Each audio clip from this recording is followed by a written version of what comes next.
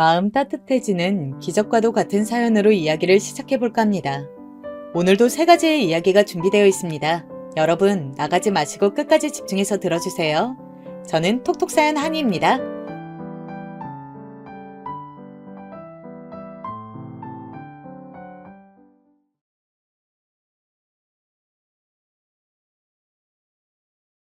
안녕하세요. 저는 톡톡사연을 알게 된 이후로 유튜브에 들어오는 재미에 빠져버린 나이든 여사랍니다. 일면식도 모르는 분들의 이야기를 듣는 게 저는 왜 이렇게 즐거운지 모르겠어요. 예전에 제가 라디오 틀어놓는 취미가 있었거든요. 그게 아직 취미가 이어진 건가 봐요.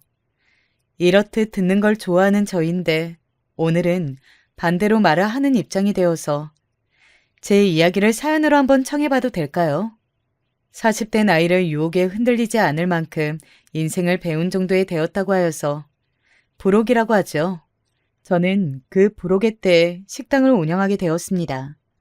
제발 그놈의 유혹에 넘어가지 않았으면 하는 인간을 하나 옆에 끼고 살았었는데 그 인간이 끝끝내 충동적인 성향을 못 버리고 부록의 나이에 걸맞은 행실을 보이지 못한 덕택에 저는 인생의 끝자락에도 서보았고 도망도 쳐보았다가 용기를 내어서 식당을 차렸던 거예요. 먹고 살 방법을 찾으려고 그랬죠. 그리고 또한 정말 뭐라도 하고 싶었어요. 어떤 도전이라도 하고 싶었던 것 같아요. 안 그러면 제 인생 거기서 영원히 멈춰버릴 것만 같았거든요. 경기도 끝자락 어느 지역 작은 동네에서 새로 삶의 터전을 잡은 저는 몇 달 후에 옆 동네에 식당을 차렸습니다. 할 줄 아는 건 밥하고 내놓는 반찬뿐이었죠.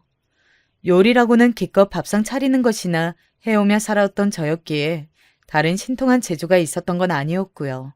손맛이 좋다는 소리를 몇 번 들어온 것을 미천 삼아서 백반집을 냈어요. 작은 가게였습니다. 하나부터 열까지 제가 다 했지요. 너무 장사가 잘 돼서 이런 작은 가게라도 사람은 안 쓸 수 없을 정도가 되면 소원이 없겠네. 내 눈에 넣어도 아프지 않을 내 딸 수정이한테 보란듯이 성공하는 엄마가 되어주고 싶어. 하나뿐인 딸을 위해서라도 열심히 하고자 했습니다. 정말 최선을 다했어요. 상권은 그럭저럭 나쁘지 않은 편이었지만 초반에 자리 잡기가 정말 힘들었습니다. 올 수 있는 손님층은 대략 정해져 있었으니 그 손님들이 또 와주기를, 그리고 자기 지인을 데리고 와주기를, 소문을 내주기를, 그런 것만 기도해야 하는 실정이었어요. 한 분 한 분에게 정성껏 음식을 대접했습니다. 그러다 보니까 그 동네에 대해서 제 발로 뛰어보며 실정을 느껴볼 기회는 거의 없었어요. 장사가 잘 되고 말고를 떠나서 저는 늘 식당에 붙어 있었으니까요.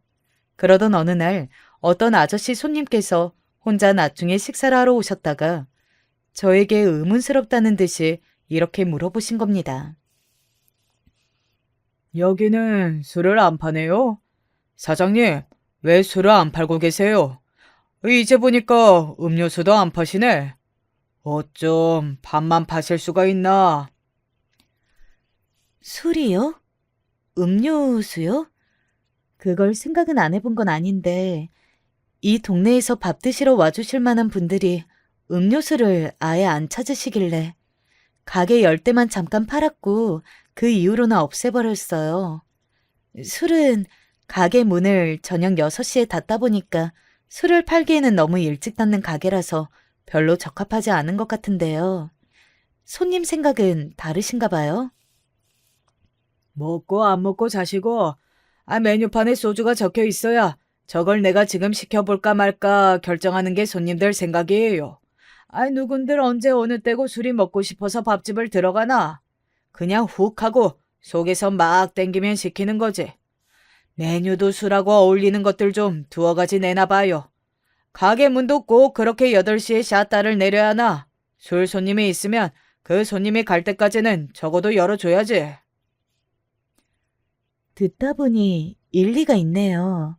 그 말씀이 맞는 것 같아요. 저는 열심히 해보겠다는 생각만 했었지. 그런 연구는 못 해봤어요. 당장 조언 주신 대로 그렇게 해볼게요. 지적을 당하면 기분 나빠하실 법한데 전혀 그런 내색 없이 해보겠다고 하시는 거 보니까 사장님은 결국 성공하시겠네. 자세가 되어 있으셔. 앞으로 잘 해보세요. 그 아무도 저에게 그런 말을 해준 적이 없었기에 저는 감사한 입장이었어요. 솔직히 아무것도 없는 형편이었기 때문에 그런 작은 가게를 차리는 것만 해도 저에게는 엄청난 부담이었고, 새로 술을 들여놓고 메뉴도 몇 가지 더 내놓는 것은 부담이 더해지는 일이었지만 멈춰 있을 수는 없었습니다. 여자 혼자 운영한다고 해서 술손님을 무서워할 수도 없는 노릇이었고요. 제 딸을 생각하며 돈을 더 벌기 위해 그렇게 저는 술을 팔기 시작했습니다. 2주 정도가 지나자 밥을 시키고 나서 술을 한 병씩 추가하는 손님들이 생겨나기 시작했어요. 작은 밥집에서 고즈넉하게 밥 한 끼, 술 한 병 비우는 재미에 맛들기 시작했다고 말씀을 주시는 손님도 계셨습니다. 당장의 큰 매출 상승으로 드러나지 않았지만 그 작은 변화도 얼마나 재미가 있던지요. 고단한 줄도 모르고 식당 일에만 매달렸어요. 그러던 어느 날 저에게 진심 어린 조언을 주셨던 그 손님께서 또 혼자 방문을 하셨는데요. 그때가 살짝 늦은 시간이었어요. 지나가다가 들렀는데 주문하기 미안해 하시는 눈치이셔서 제가 그럴 것 없다고 먼저 물부터 내어드렸습니다. 그래서 그날은 문을 아주 늦게 닫았어요. 지금 생각을 해보니까 뭔가 그 손님과 연관이 되어 신기한 일이 일어났던 것 같아요. 그게 초석이었던 것이죠. 그 손님까지 보내고 정리를 끝내고 나니 시간이 밤 10시 30분이 넘어가던 때였습니다. 정확히 기억을 하는 것은 밤 10시 하던 드라마가 한창 하고 있을 시간이라서 그때 제가 생각을 했었거든요. 당시에 그 드라마가 아주 인기였죠. 시청률이 높았던 그 드라마에 빠진 많은 사람들이 집에서 텔레비전 앞에 앉아 있을 때 저는 가게 문을 닫을 준비까지 다 마치고 앞치마를 털러 나갔습니다. 그러다가 저기 멀리 가로등 아래에서 작은 체구가 움직이는 것이 보였어요. 자연스레 눈길이 가더라고요. 어라? 저 할머니 설마 지금 폐지를 줍고 계신 건가? 한 번도 못 배웠던 것 같은데. 한쪽 옆구리에 폐지를 몇 장 끼고 계신 걸 보면 이 주위에 사시는 분인가 보네. 그냥 그런 생각이나 잠시 하고 말 것이었건만 가게 안에 앞치마를 가지런히 두고 가방을 챙겨 가지고 나왔는데 그 할머니가 마침 이쪽 앞으로 다가오신 거예요. 이 앞을 지나가시던 참에 제가 딱 나온 거였죠. 할머니 입장에서는 제가 갑자기 확 튀어나왔다고 느끼신 모양인지 놀라서 휘청거리셨고 그 바람에 양 옆구리에 끼고 계시던 폐지들이 바닥으로 떨어지고 말았습니다. 아이고, 제가 놀라게 해드렸나 봐요. 어르신, 괜찮으세요? 그거 제가 주울 테니까 가만히 계세요. 아이고, 놀래라. 어제 안에서 사람이 나왔을까? 나는 전혀 생각도 못하고 앞을 지나가다가 심장이 떨어질 뻔했네. 늙으니까 이런 것에도 잘 깜짝깜짝 놀라요. 나 때문에 그쪽도 놀랐겠구만. 주워줘서 고맙소. 친절하시네. 여기서 일하시오? 네, 어르신. 여기에서 일해요. 제 식당이거든요. 그래요? 하기사, 여기가 언제부터인가 갑자기 식당 간판 달고서 있는 것 같더니만, 그쪽이 여기 주인이었소? 가게가 참 아담하고 단촐하니 깔끔스럽네. 장사 시작한 지는 얼마 안 되었어요. 이제 3달? 아니, 3달 지나고 벌써 4달을 채워가네요. 시간 참 빨라요. 저는 겨우 3달이나 되었을까 했었다가 지금 깨달았어요. 제가 처음 식당을 하는 거고 장사도 처음이고 뭐든 서툴러서 하도 정신이 없다 보니까 주변 동네도 못 돌아봤네요. 어르신은 이쪽에 사세요? 나는 이쪽에 삽니다. 저기 모퉁이 꺾여 들어가는 길 보이지요? 저기로 가서 2번만 더 꺾으면 내 집이에요. 집은 그래도 이쪽인데 이렇게 폐지 모으는 건 이미 이쪽에 선점하고 있는 양반들이 있어서 나는 멀리 딴 데 가서 주워요. 그래서 내가 지금은 그것도 안 끌고 나왔잖아. 그 양반들이 혹시나 이 밤에 나왔다가 나를 볼까 봐서. 그거라면 아, 혹시 폐지 모으실 때 끄는 리어카요? 원래는 리어카도 가지고 계세요? 주로 폐지를 주우면서 그렇게 지내시나 봐요, 어르신. 그럼 내가 리어카를 얼마나 애지중지하면서 다니는지 몰라. 그것만 있으면 한무더기 폐지를 끌고 다녀도 어디든 갈 수가 있어. 그런데 그것도 요새는 기력이 없어서 그런가 잘 안 끌어지대. 하여간에 여기에 식당을 누가 차렸나 했더니 내가 오늘 얼굴을 봐서 속이 시원하구만. 이제 여기를 봐도 궁금증도 없겠어. 많이 파시오. 돈 많이 버시고. 네, 어르신도요. 밤이 많이 늦었습니다. 더 돌지 마시고 얼른 댁으로 돌아가세요. 깜깜해서 위험해요. 그 할머니는 제가 안겨드린 폐지를 양팔로 감으시고는 터덜터덜 걷기 시작하셨어요. 그런데 말씀해주신 댁으로는 반대 방향으로 가시더라고요. 더 폐지를 찾아볼 요량이신 듯 했죠. 별로 주우실 곳도 없을 것 같았는데 신경이 쓰이면서도 괜히 짠한 마음이 들었습니다. 그래서 시야에서 그분이 사라질 때까지 저도 모르게 보고 있었던 것 같아요. 내 정신 좀 봐라. 이럴 때가 아니지. 나야말로 얼른 집에 가서 청소나 한 번 더 하고 장볼거리나 미리 적어놓고 그렇게 해야 내일 주말 됐다고 집에 올 딸내미를 마음껏 반겨주지. 그리고 저는 할 일이 생각나서 불이 나게 집으로 갔었죠. 집까지는 늘 걸어서 갔습니다. 버스를 타면 식당에서도 집에서도 정류장이 별로 그다지 가깝지 않다는 핑계를 스스로에게 대면서 말이에요. 버스비마저도 아끼고 싶었던 겁니다. 평소보다 늦은 귀가 그 늦은 밤에 집까지 걸어가면서 저는 피곤한 줄도 무서운 줄도 몰랐던 듯 싶습니다. 다음 날이면 딸이 올 테였으니까요. 제 딸은 당시에 고등학생이었는데 기숙사가 있는 고등학교에 재학 중이었습니다. 기숙사가 없는 고등학교들이 훨씬 더 많고 일반적이잖아요. 제 딸이 어쩌다가 그런 학교에 다니게 되었는가를 따지면 너무나 긴 이야기였죠. 평탄한 가정 환경을 제 딸에게 안겨주지 못해서 저는 늘 미안한 엄마였네요. 아무튼 제 딸이 기숙사 고등학교를 다닐 수 있었던 것은 제 친정 오빠가 그나마 도와주었기에 가능했던 일이었답니다. 안 그랬으면 저는 기숙사가 있는 학교가 있다는 사실도 그런 곳에 딸을 보낼 생각도 전혀 못했을 테죠. 제 딸이 안정적이고 안전한 학교 생활할 수 있다는 것 자체에 너무나도 감사했습니다. 반드시 잘 살아 보여서 제 딸에게도 자랑스러운 엄마, 그리고 친정 오빠에게 부끄럽지 않고 싶었네요.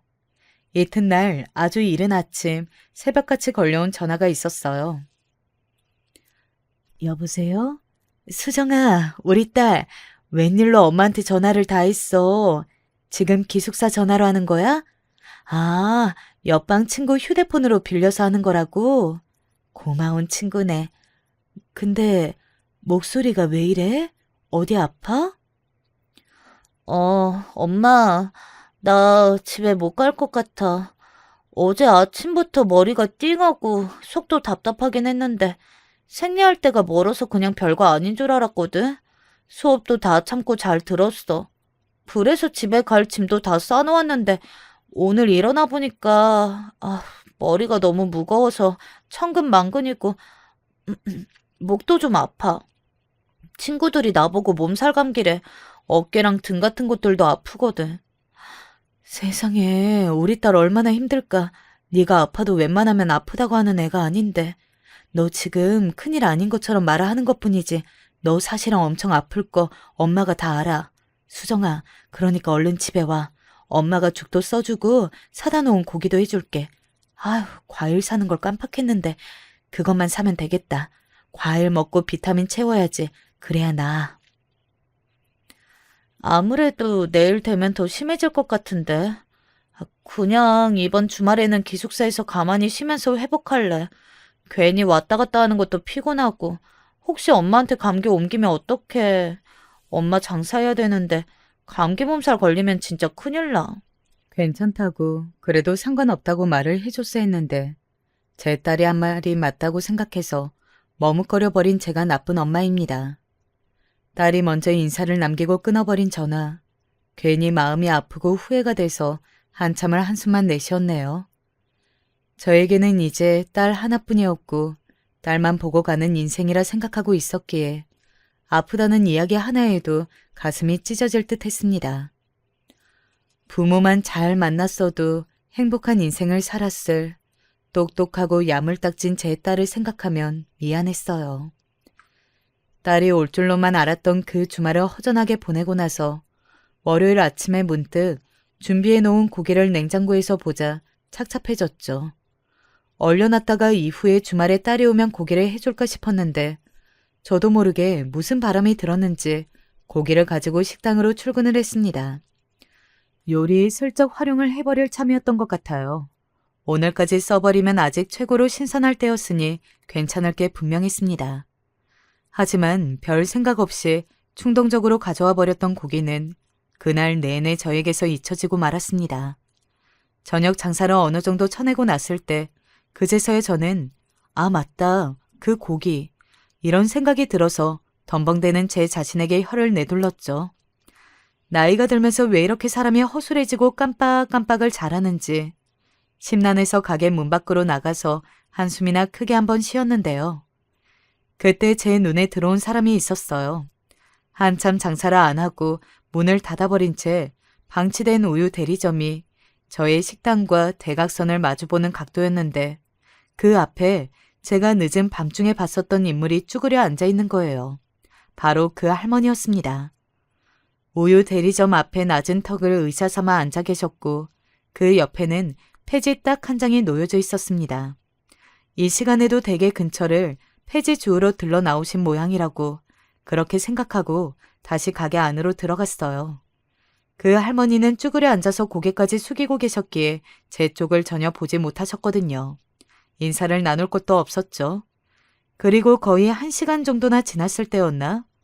제가 어떤 손님을 배웅하면서 인사를 하고 가게 문 앞까지 나왔는데 문득 그쪽을 다시 보니까 그 할머니가 그대로 앉아 계신 거예요.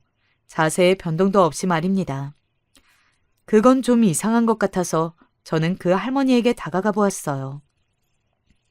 어르신, 여기서 왜 이러고 계세요? 한참 이러고 계시길래 혹시 주무시는 건가 싶어서요. 이런 데서 주무시면 허리만 아파요. 댁으로 들어가셔요. 아, 그쪽은 이제 보니, 저기 식당 주인이구만. 내가 신경 쓰여서 장사에 방해된 거면 미안하오. 기운이 하나도 없어서 내가 여기서 오래 이러고 있었네. 방해라니요. 어르신, 전혀 그렇지 않았어요. 그냥 걱정되어서 여쭌 것뿐이에요. 저 그런데 어르신, 식사는 좀 하셨어요? 왜 기운이 없으세요? 아니, 내가 그게 배가 고파서 그래요. 백가죽이 등딱지하고 만나버린 것만 같으네. 아휴, 이렇게 배가 고프다 못해 골마본 적이 있었나 싶고. 네? 어르신, 실례지만 혹시 오늘 아직 한 끼도 못 잡수신 건 아니죠? 조심스레 여쭈어 보았더니 그 할머니가 잠시 후 힘없이 고개만 한번 끄덕이시는 거예요. 세상에, 그때가 이미 한창 저녁 먹을 시간대가 지나고 있었는데 작정하고 다이어트 때문에 굶는 사람들도 그때까지 아무것도 못 먹고는 못 버틸 것 같았어요. 그런데 나이 지긋하게 드신 할머니가 한 끼도 못 드셨다고 하니까 마음이 아프더라고요. 그래서 저도 모르게 그 할머니를 부축하며 일으켜드렸고 가게로 모시고 갔습니다. 마침 계산 후 배웅해드린 손님 이후로 가게 내부는 텅 비어 있었죠. 자극적인 거 드시면 이럴 때 속이 탈날 수도 있으니까요. 간이 안 센 걸로 해드릴게요. 계란 잘 드세요? 계란찜 하나 얼른 해드릴까 싶은데요. 아니에요. 아이고 됐어요. 나 때문에 새로 음식까지 하게 되면 그게 무슨 민폐예요. 그냥 둬요. 따뜻한 물 한 잔이나 주면 좋겠구만. 손사래까지 치셨고 표정에는 난처함이 보이기에 저는 이럴 때 너무 강경하게 권해드리면 안 될 것 같아서 그럼 알겠다고 일부러 답을 드린 후에 몰래 계란을 풀어서 얼른 계란찜을 안 쳤습니다. 그 다음에 따뜻한 물을 가지고 가서 그 할머니와 마주 앉았어요. 어쩌다가 굶으셨냐고 그런 걸 여쭈어 보았더니 한숨을 푹푹 내쉬면서 이야기를 꺼내주시더라고요. 혼자 사시는 분이셨어요. 그런데 이틀 전부터 머리가 갑자기 아프셨다고 합니다. 댁에서 음식을 해먹기가 힘드셔서 그냥 있는 식량이나 축내셨다네요. 머리가 오죽 무겁고 어지럽어야 말이지. 그냥 하도 피곤하고 요새 아침 저녁으로 날씨가 오락가락하니까 몸도 그렇게 따라가나 보다 있어요. 아픈 증세인 줄 알았다면 약을 얼른 찾아다 먹었을 텐데 그저 머리가 무겁고 몸도 무겁다고만 여겨서 일찍 약을 찾아 먹을 생각도 못했네 그래. 그래서 지금은요? 약은 좀 드신 상태예요? 감기 몸살이실 수도 있어요. 저희 딸도 주말에 연락받아 보니까 감기 몸살 증세가 시작되어서 무척 아프고 기력이 없다고 막 그렇더라고요. 딸이 아파요? 아이고, 장사할 때도 딸이 신경 쓰여서 혼나셨겠네. 나는 약은 아직 안 먹었어요. 그나마 약 먹어야겠다고 뒤늦게 생각이 들기는 했는데 집에다 사다 둔 약이 대관절 뭐가 뭔지를 알아야 먹든가 하죠. 깍대기에 죄다 뭐라고 써있는지 나는 도통 눈까지 시려워서 볼 수도 없고 뭐 때문에 그 약들을 샀는지도 다 까먹어서 에라이 그냥 안 먹고 말지. 지금은 어쨌든 머리도 덜 무겁고 쑤시는 것 같던 몸도 덜해요. 집에 있던 먹을 것들이 똑 떨어져서 오늘 내내 아무것도 못 먹어서 그냥 기력이 없을 뿐이지. 그렇게 말씀하시면서도 음식은 됐다고 하시던 할머니는 제가 이내 반찬거리를 몇 가지 얼른 내오자 차마 떠나지 못하시고 손에 수저를 쥐셨습니다. 따뜻한 밥 그리고 막 만든 계란찜을 가운데에 내드렸죠.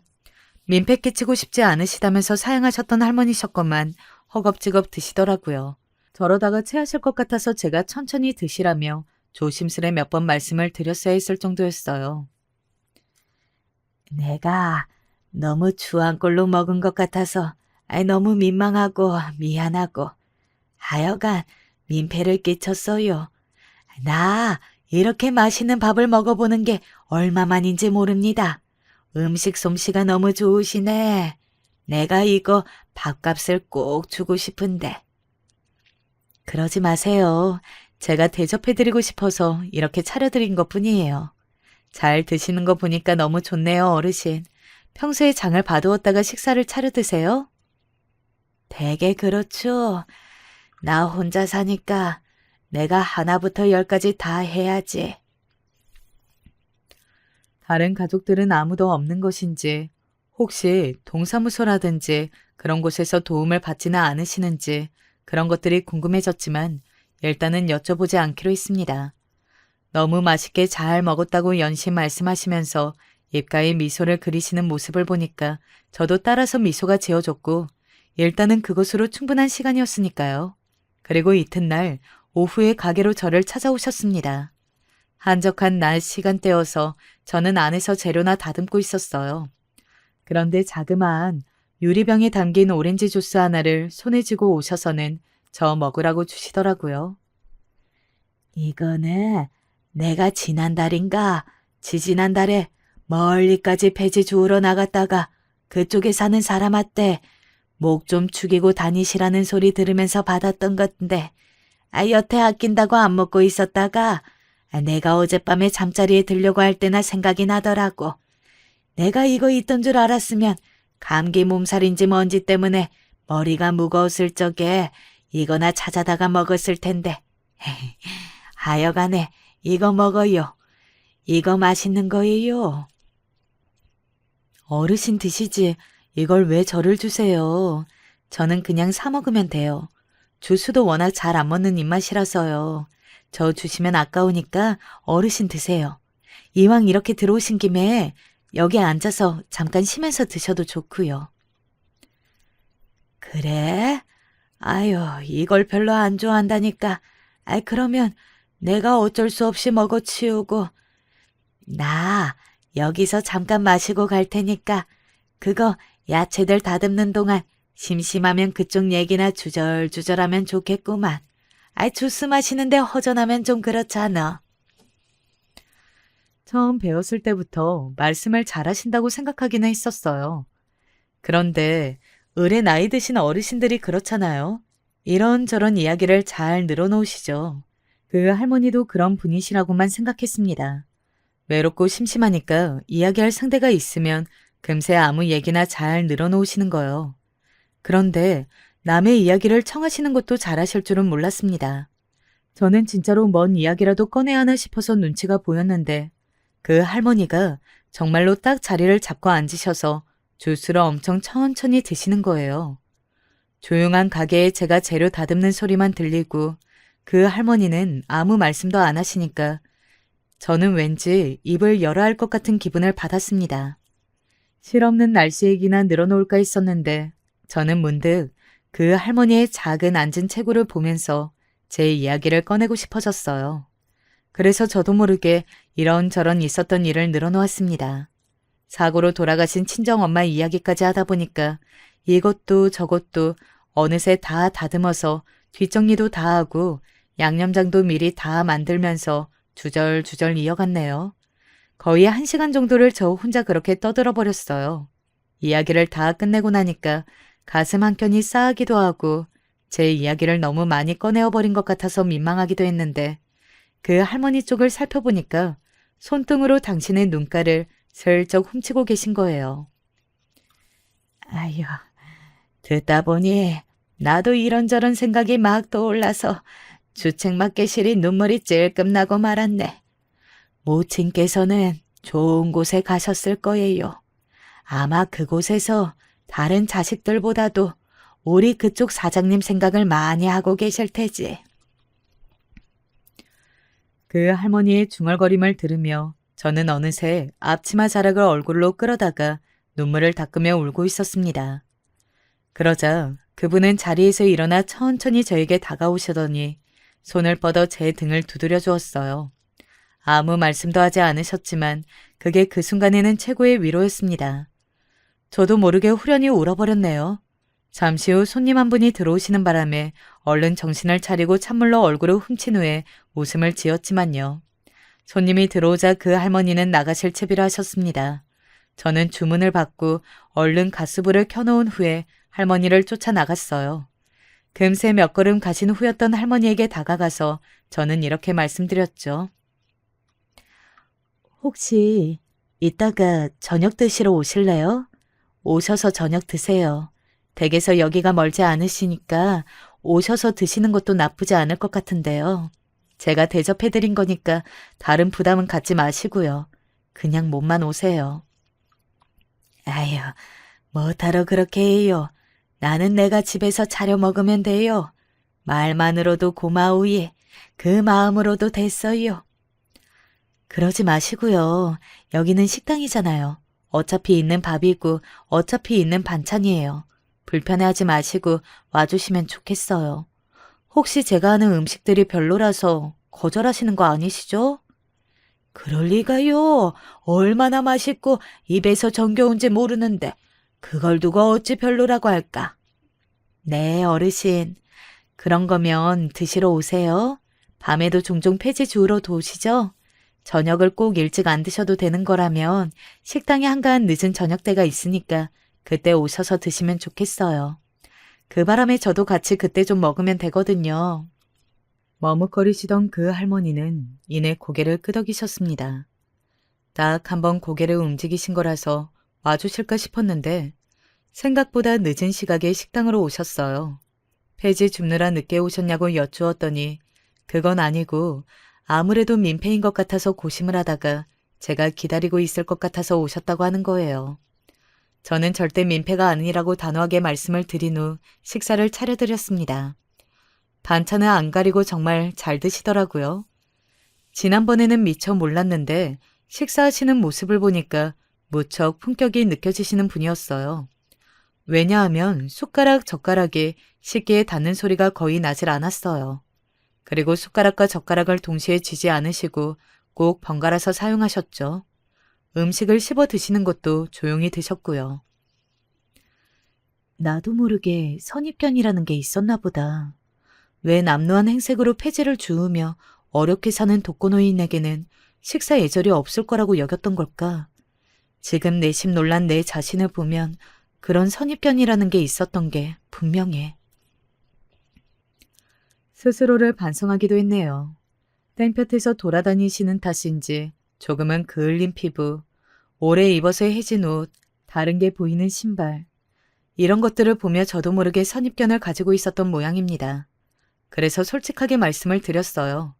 저는 제 딸에게 멋진 세상과 그에 걸맞는 교육관을 선보이기에는 아주 빵점짜리인 엄마라고요. 제 폄하한 시야에 대해 털어놓았는데 그 할머니는 그저 빙그레 웃으셨습니다. 나에게는 우리 사장님도 어린 나이로 보인다오. 뭐든 새로 도전하고 어떤 것이든 시작할 수 있는 나이지. 그런데 어떻게 세상 돌아가는 걸 다 꿰고 사람 보기만 해도 그 안에 뭐가 들어앉아 있는지 알 수가 있겠어요.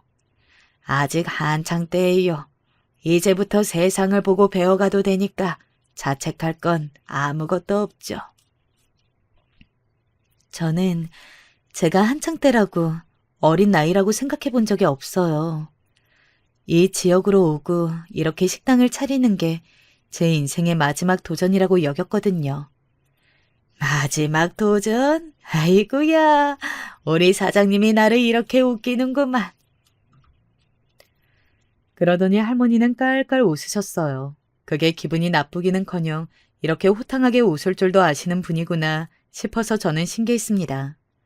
그 할머니는 저에게 말씀하셨죠. 당신이 폐지를 모으며 사시는 것, 이런 것이야말로 인생의 마지막 도전이라고 말입니다. 저는 하루 종일 폐지를 줍고 다니시면 대체 얼마를 버실까?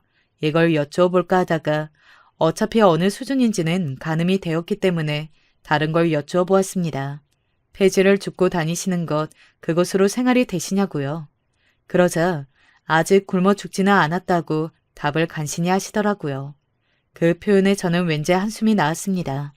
사실 제 코도 석자였고 여전히 잘 쳐줘봐야 그럭저럭 수준으로 되는 식당의 운영에 대해 열심히 고심이나 해봐야 했습니다.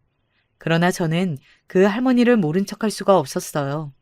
앞으로 날마다 저녁 식사를 하러 오시는 게 어떻겠냐고 진지하게 제안을 드렸습니다. 그러자 민폐가 되고 싶지 않다며 거절하셨어요. 어떻게 날마다 얻어먹을 수 있겠냐면서 단호하게 고개를 저으시더군요. 여지를 남기지 않으신 반응이었습니다. 그건 제가 한 번 더 여쭈어보기를 원하시는 눈치가 절대 아니었어요. 남한테 싫은 소리 하는 걸 못하고 사셨던 친정엄마가 더욱 떠오르는 대목이었습니다. 그날 이후 저는 틈만 나면 식당 밖을 내다보면서 그 할머니를 눈으로 찾았어요. 그랬더니 어느 날 식사를 하시던 손님 한 분이 저한테 누구 찾느냐고 물어보셨죠. 그 손님은 바로 저에게 메뉴 조언을 주셨던 분이셨죠.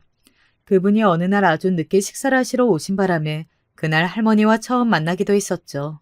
그 대목이 떠올라서 저는 그 손님에게 할머니에 대해 물어보았습니다. 대략적인 인상착의와 폐지를 주우러 옆 동네까지 가시는 분이라는 걸 설명하자 그 손님이 아, 그 할머니? 라면서 떠올려내셨죠. 이 동네로 오신 지 올해가 3년인가 아니면 4년인가 그 정도 되는 분이신데 어느 날 갑자기 그냥 호련히 나타나셨어요. 그 전까지 어디서 뭐하며 살다가 오신 분인지는 아무도 모르죠. 본인 얘기를 절대 안 하고 사신다나. 그래서 이 부근에 사시는 할머님들도 그 할머니하고는 아무도 안 친한 걸로 압니다. 묵묵하게 폐지 주우러 멀리까지 나가시는데 혹한 주위에 한 번은 발이 얼어붙어서 옆 동네까지 가셨다가 이쪽으로 돌아오시는 길에 길바닥에서 쓰러지신 적이 있었을걸요. 동네 사람이 마침 지나가다가 봤는데 아니 글쎄 발가락이 이미 얼어 있었다네요. 발가락이 얼어요? 제가 보니까 걷는 게 편해 보이시지는 않던데 설마 그때 후유증일까요? 대체 왜 그렇게 폐지를 주우러 다니신 건지 그러다가 건강이 축나서 폐지 주워서 버시는 몇 푼에 비하자면 엄청 손해이실 것 같은데요. 당연히 손해이기는 하지만 당장에 먹고 살 길이 막막하고 의지하고 기댈 자식 하나 없고 수중에는 땡전 한 푼도 없고 그러면 어쩔 수 없이 날이 추우나 더우나 폐지를 주우러 나가는 거죠. 이 동네에는 그냥 습관적으로 눈만 뜨면 폐지 주우러 나오시는 분들도 많아요. 그러니까 그 할머니가 아주 멀리까지 가서 폐지를 주우시는 거겠지만요. 그것도 다 경쟁입니다. 그 손님이 덧붙이시기를 그 할머니의 지난 인생에 대해 아무도 모르지만 누구나 예상은 가능하다고 그랬습니다. 지금 사시는 모습을 보면 뻔하다는 것이었죠. 마음이 안 좋더라고요. 그 할머니는 저를 의식하신 것인지 멀리 폐지를 주우러 옆 동네를 다니실 뿐 식당 앞에 길을 다니며 이쪽 폐지를 찾지는 않으셨습니다. 그러던 중에 주말에 딸이 집으로 왔길래 이런 이야기를 제가 공유를 해봤어요. 밥을 먹던 와중에 듣고 나서 한참 가만히 있더니 딸은 자기 방으로 아무 말도 없이 들어갔습니다. 제가 괜한 오지랖을 부리고 있다고 식당이나 잘 운영하라고 딸이 그렇게 생각하고 있을까봐 저는 미안해졌죠. 엄마가 또 못난 모습만 보인 것 같아서요. 그런데 그날 저녁 딸이 저에게 의외의 말을 해왔어요. 엄마, 나는 엄마가 그 할머니 도와드려도 좋다고 생각해. 그냥 엄마 마음 가는 대로 해. 정말? 진짜로 그렇게 생각해? 엄마가 너무 주제넘게 오지랖 부린 건 아닐까? 엄마 코가 석자인데. 그렇지만 그 할머니를 더 챙겨드리고 도와드리고 싶은 마음은 사실이야. 그러니까 엄마 마음대로 하면 되는 거야. 나한테는 친할머니가 사실상 옛날부터 없던 존재였고, 외할머니는 별로 안 친했는데 금방 떠나기도 하셨고, 그러다 보니까 나는 할머니라는 존재가 나한테는 없는 이름처럼 느껴지는데, 엄마가 할머니를 챙겨드리고 싶다니까 왠지 찬성하고 싶어. 역시 제 딸이었습니다. 얼마나 착하고 총명하던지요. 그리고 마음도 따스했어요. 저보다 100배 나은 제 딸 수정이 덕분에 저는 결심을 마쳤고 이틀 뒤에 작정하고 오후에 한적한 때에 식당을 나섰습니다. 그랬다가 그 할머니를 딱 발견했죠. 망설이지 않고 분명하게 말씀을 드렸습니다. 식사하러 매일 들르셨으면 좋겠다고요. 제 마음이 그렇게 하고 싶다고요. 왠지 이전보다 더 앙상하게 보이는 그분의 손을 보자 저도 모르게 말이 아주 우렁차게 나갔습니다. 하지만 그에 불구하고 할머니는 고마운 눈빛을 하시면서 고개를 저으셨어요. 민폐를 끼치는 것도 싫고 누군가에게 동정을 받는 것도 싫다고 하셨죠. 하지만 저는 이미 결심을 마친 후였기에 씩 웃으면서 이렇게 말씀을 드렸습니다. 어르신, 그럼 이렇게 해요. 제 친구가 되어주실래요? 부끄럽지만 저는 친구가 하나도 없거든요. 어르신이 제 친구가 되어주셨으면 좋겠어요. 혹시 나이 차이가 너무 많이 나는 친구는 사귀기 싫다고 깔보시는 건 아니죠? 친구하는데 나이가 왜 필요해요? 그런 거 따지는 것만큼 살면서 부질없는 것도 몇 없구만. 옛말에 하물며 어린아이한테도 배울 점이 있다고 했지. 나이는 어찌 보면 몸뚱이가 그만큼 늙었노라고 말해주는 용도 하나에 지나지 않는 걸 수도 있어요. 좋은 말씀이세요. 저도 앞으로 그렇게 생각하며 살아야겠어요. 그래야 오래 젊게 살죠. 그러면 저하고 친구하기로 어르신 결정하신 거죠? 맞죠? 그 할머니의 표정에는 이크 당했다. 이런 기색이 읽혀서 저는 그만 웃고 말았습니다. 난감해하시던 할머니는 제가 계속 웃으니까 결국 표정을 풀으시고 당신도 저를 따라서 웃어 보이셨어요. 공식적으로 친구가 되었는데요. 그 바람에 저는 그 할머니에게 매일 식사를 대접해 드릴 수 있게 됐습니다. 왜냐고요? 친구 사이에 밥 한 끼 차려줄 수 있는 거 아니냐고 제가 그랬더니 그 할머니가 꿀먹은 벙어리가 되고 마셨거든요.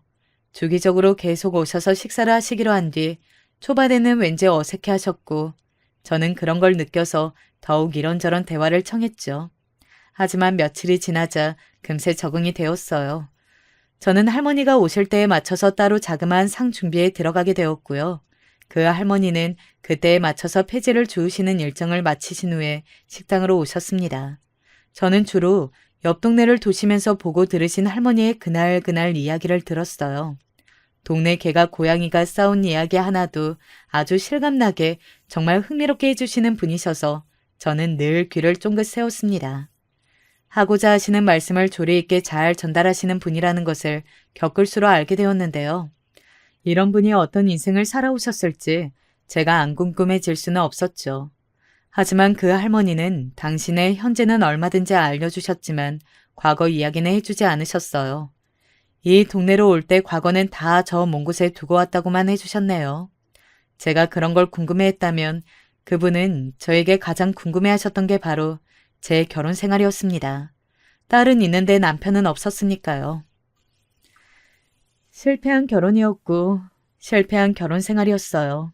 저에게 그 실패가 남긴 게 제 인생의 유일한 성공이라고 말하고 싶은 제 딸 수정이라는 것이 인생이란 정말 알 수 없는 거라고 생각합니다.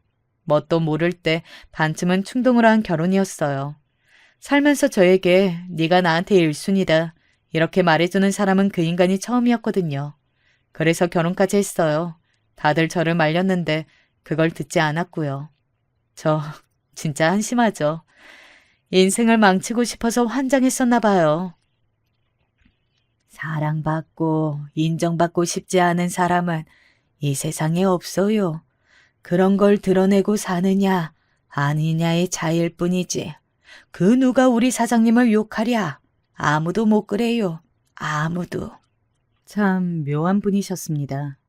별거 아닌 듯이 말씀을 툭툭 던지시는데 가만히 곱씹어 보면 인생을 허심탄회한 시선으로만 바라봐야 깨달을 수 있는 것들을 많이 알고 계신 분이었죠. 그렇지 않고서야 그리 말씀들을 해주실 수는 없었어요. 그리고 하나같이 저에게 위로가 되었죠.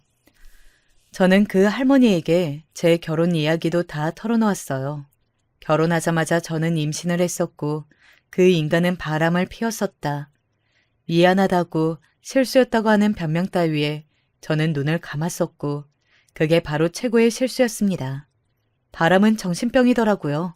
실수 같은 게 아니라 병이었어요. 제가 알아냈던 상간녀만 넷이었습니다. 그것들에게 허세를 부리기 위해서 카드 빚을 쌓았던 그 미친 인간 때문에 저와 제 딸은 악몽 같은 일상을 보내야 했어요. 그 인간이 제 명예의 카드를 긁어대는 바람에 저는 신용불량자도 오래 살았고요. 이혼도 쉽게 안 해준 그 인간은 제 딸이 보는 앞에서 저를 때리기도 했습니다. 빚만 얻은 채 딸 하나만 간신히 챙기고 이혼을 했지만 그 악몽에서 벗어날 수 있던 것만 해도 감사했네요. 그런데 몇 번 저희 모녀를 이후에 찾아오는 바람에 이사까지 다녀야 했습니다. 딸이 중학교 시절 그 인간이 집 앞에서 기다리고 있다가 마주친 적도 있었죠. 저는 일을 나가 있었고요. 그런 경험도 있었기 때문에 기숙사가 있는 고등학교로 진학을 해서 얼마나 다행이었는지 몰라요. 이런 이야기들을 다 들으신 그 할머니는 저희 모녀를 동정하지도 않으셨고 저를 비난하지도 않으셨어요. 그저 테이블 위에 제 손을 두어 번 어루만져 주셨죠. 그게 참 제 마음을 따뜻하게 어루만졌던 것 같아요. 기묘하지만 분명했던 친구 사이는 몇 주, 몇 달이 지나 해가 바뀌도록 계속 이어졌습니다. 하지만 영원한 건 없는 법이었어요. 제 딸은 고3 수험생이었고 진학이 확실시 되는 대학교들은 대략 정해져 있었습니다. 그리고 식당은 점점 더 안 되고 있었어요. 왜냐하면 아주 가깝지는 않아도 같은 상권이라 할 수 있는 곳에 커다란 한식 뷔페 식당이 들어왔거든요. 저렴한 돼지 갈비집도 2달 간격으로 생겼고요. 제 식당은 상대도 안 됐습니다. 결국 저는 식당 자리의 계약 기간 2년을 채우는 대로 정리하기로 할 수밖에 없었어요. 딸의 대학 진학을 대비해서 아예 이사를 갈 요량이었죠. 단연 제가 아쉬운 건 그 할머니였어요. 제 유일한 친구요. 제가 운영이 힘들어서 식당을 접으려고 한다는 말씀을 드렸을 때 놀랍게도 그 할머니는 나도 떠날 참이다 라고 하셨습니다. 나는 내 인생의 마지막을 내 고향에서 보내기로 이미 마음을 정한 바였어요. 떠날 시기를 언제로 잡느냐 그것만이 문제였지. 그런데 우리 사장님이 떠난다고 하니 아무래도 이건 하늘이 내가 고향 갈 때를 알려주는 것 같으네. 얼마나 섭섭하던지요. 저는 식당을 정리하고 떠날 기간이 5개월여 남아 있었지만 그 할머니는 다음 달에 바로 떠날 거라고 했습니다. 떠나는 동네가 어디인지도 말씀을 안 해주셨어요. 저는 그분을 설득해서 휴대폰을 개통하러 갔어요. 자꾸 연락할 사람 없다고 휴대폰이 필요 없다고 하시던 분이었거든요. 앞으로 연락하고 지내시려면 휴대폰은 꼭 있어야 한다고 도시에 가시든 시골에 가시든 필수라고 그랬죠. 노력 끝에 그분에게 휴대폰을 안겨드릴 수 있었습니다. 비용은 다 제가 댔죠. 요금제는 가장 저렴하고 간단한 것으로 해놓았고요. 앞으로 휴대폰비 내시기 어려워지면 꼭 연락 좀 주시라고 제가 당부를 드렸습니다. 그랬더니 저에게 계좌번호를 알려달라고 하셨어요. 저는 홀린 듯이 적어드렸는데 그러고 나서야 깨달았죠. 아차, 내 계좌번호를 알려드리는 게 아니라 반대로 내가 그분의 계좌번호를 알아야 앞으로 돈을 드리는지 할 수 있는 거잖아. 아, 착각해버렸네. 이런 바보 같은 착각이 있을 수 있나 싶었어요. 아무래도 그 할머니 역시 순간적으로 혼동을 하신 모양이라고 생각했죠. 하지만 아니었습니다. 며칠 뒤 저는 문자 한 통을 받게 되었어요.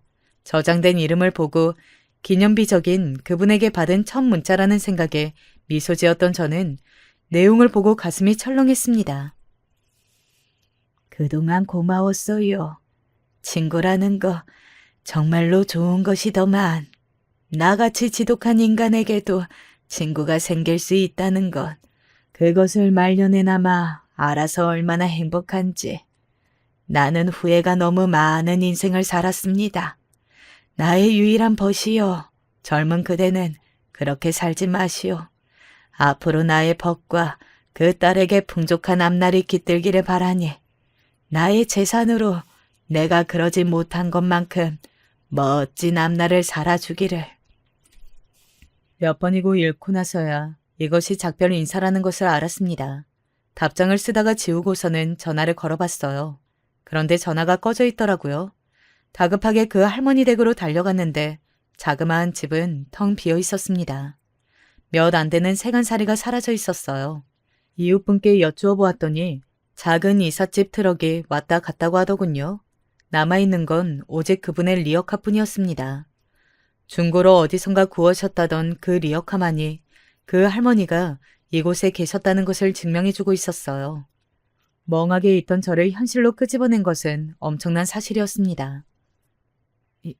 이게 대체 뭐야? 이게 대체 얼마야? 아니 세상에 어떻게 이런 일이... 엄마, 이거 지금 30억 맞아? 3천도 3억도 아니고 30억? 그 할머니 대체 뭐 하시던 분이야?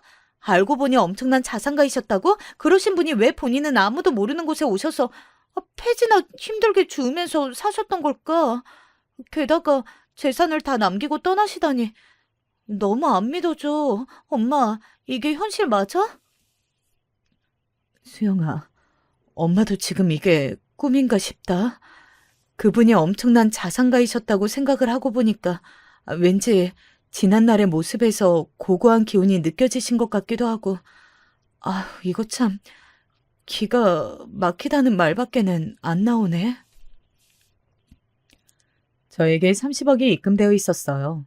은행에서 그것을 송금한 사람은 바로 그 할머니셨습니다. 놀라움이 조금 가시고 나자 그 다음으로는 감동과 눈물이 차올랐죠. 딸하고 서로 얼싸안고 일단 엉엉 울었네요. 그리고 그분에게 절대 이 30억을 그대로 받을 수는 없다고 생각했어요.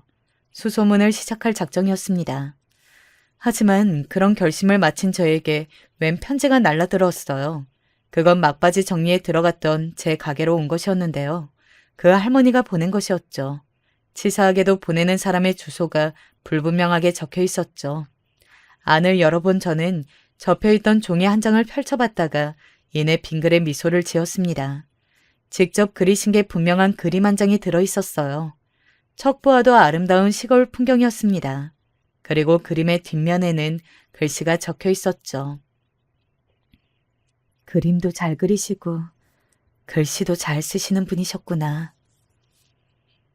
내 이야기를 해줄 때가 됐다고 생각하면 내가 스스로 찾아갈 테니 그때까지 멋지게 살고 있어봐요.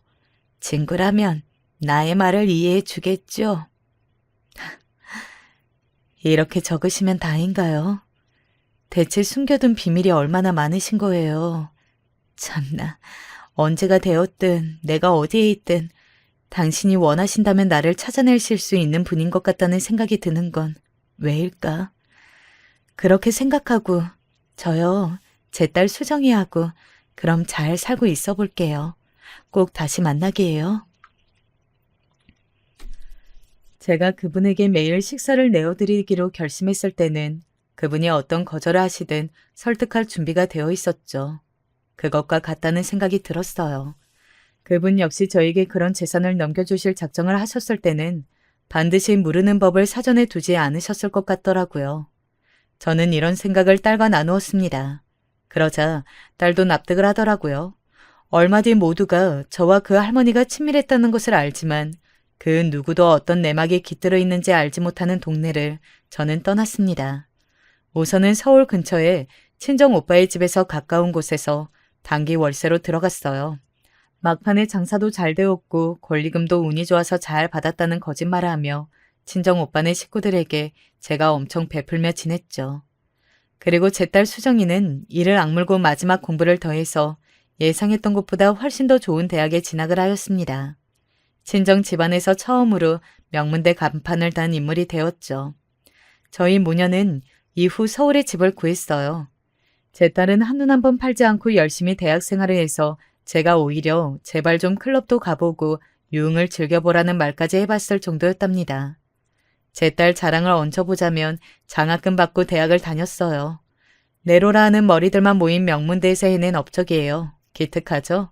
그리고 저는 결혼 이후로 위축되어서 조금은 멀리 지냈던 친정 식구들과 결혼 이전처럼 왁자지껄하게 가까이 교류하며 지내고요.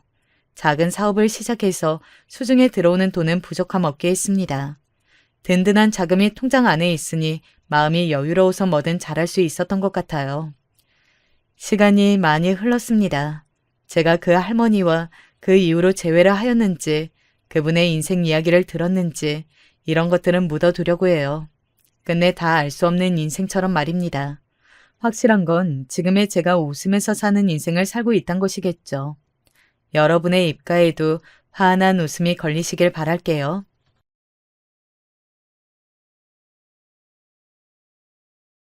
안녕하세요. 저는 결혼한 지 4년 차에 접어들고 있는 이제 새댁 아닌 헌댁이라고 불러야 하는 주부예요. 최근 들어 여러 가지 상황들이 한 번에 일어나다 보니 좀 혼란스럽기도 하고 마음 진정이 안 되더군요.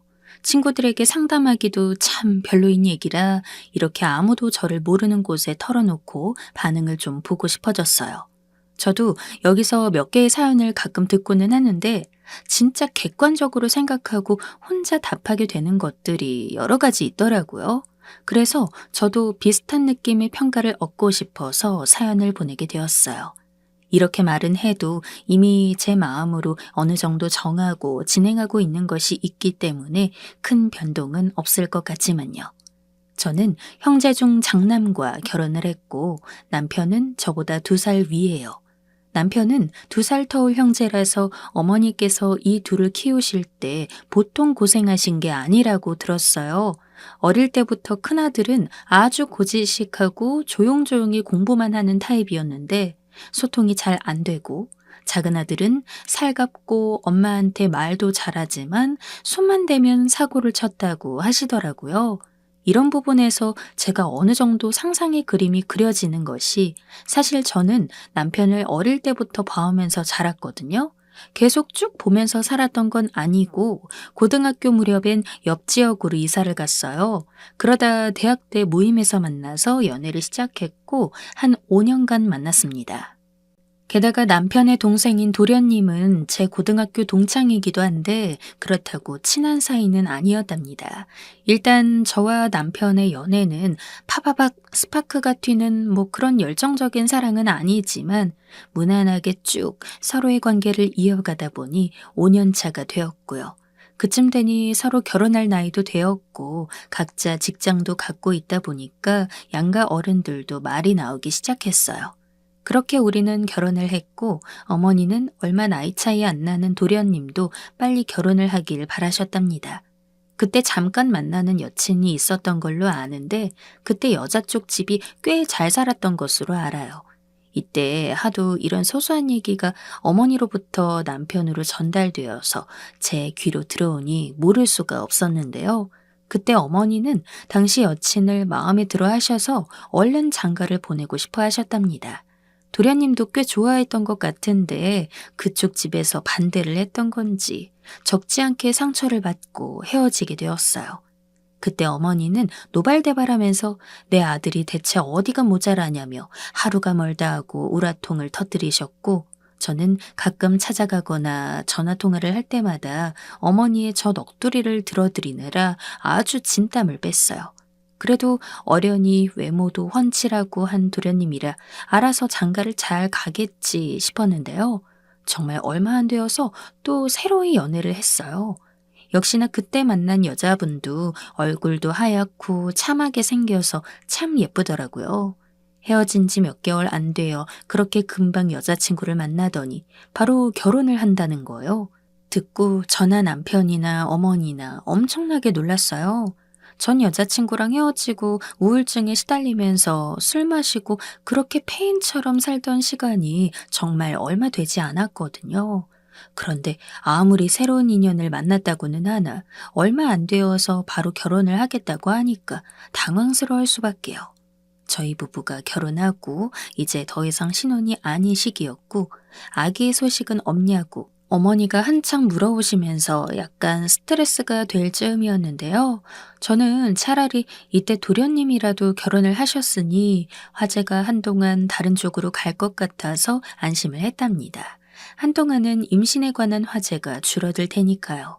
당시 남편은 저에게 뭐라 말을 한 건 아니지만 은근히 자기도 본인 어머니에게 좀 푸시를 받았던 건지 대화 중에도 가끔 임신 얘기를 섞어서 말하더라고요. 뭐가 좋다, 몸이 차면 임신이 잘 안 된다더라. 엄마 친구네 누구가 또 손주를 봐가지고 엄마 마음이 급한가 보다. 나는 전혀 상관없다 하면서 매일 화제 속에 자꾸 말을 하는 거예요. 이게 슬슬 스트레스를 받고 힘들었던 차에 갑작스레 도련님네가 임신 소식을 알려오게 되었어요. 결혼도 무척 빠르게 한 케이스인데 얼마 안 되어 또 그렇게 임신도 되었다고 하니까 참 신기하더라고요. 한편으론 어쩜 그렇게 아기도 잘 들어서는 건가 싶어서 부럽기도 하고 그냥 생각이 좀 많아졌어요. 이 소식을 듣고 며칠 지나 도련님 부부와 저희 부부, 어머님과 같이 식사를 하게 되었어요. 근데 이날 저도 컨디션이 썩 좋지 않았지만 기분 탓인 건지 몰라도 동서 표정이 썩 좋지 않더라고요. 이상하게 도련님도 그런 것이 임신 소식으로 둘 다 축하받으려고 모인 날에 부부간의 분위기가 뭔가 좀 냉한 느낌이 들었어요. 이때 저는 별 생각 없이 다 먹고 치우려고 하는데 나중에 동서가 자기도 돕겠다고 오더라고요. 그래서 제가 임신 초기인데 몸 조심해야 하지 않냐, 앉아있으라고 했어요. 정말 저는 그 말 딱 한마디만 했을 뿐인데 이후로 동서가 보인 반응이 너무 당황스러워서 어쩔 줄 모르겠더라고요.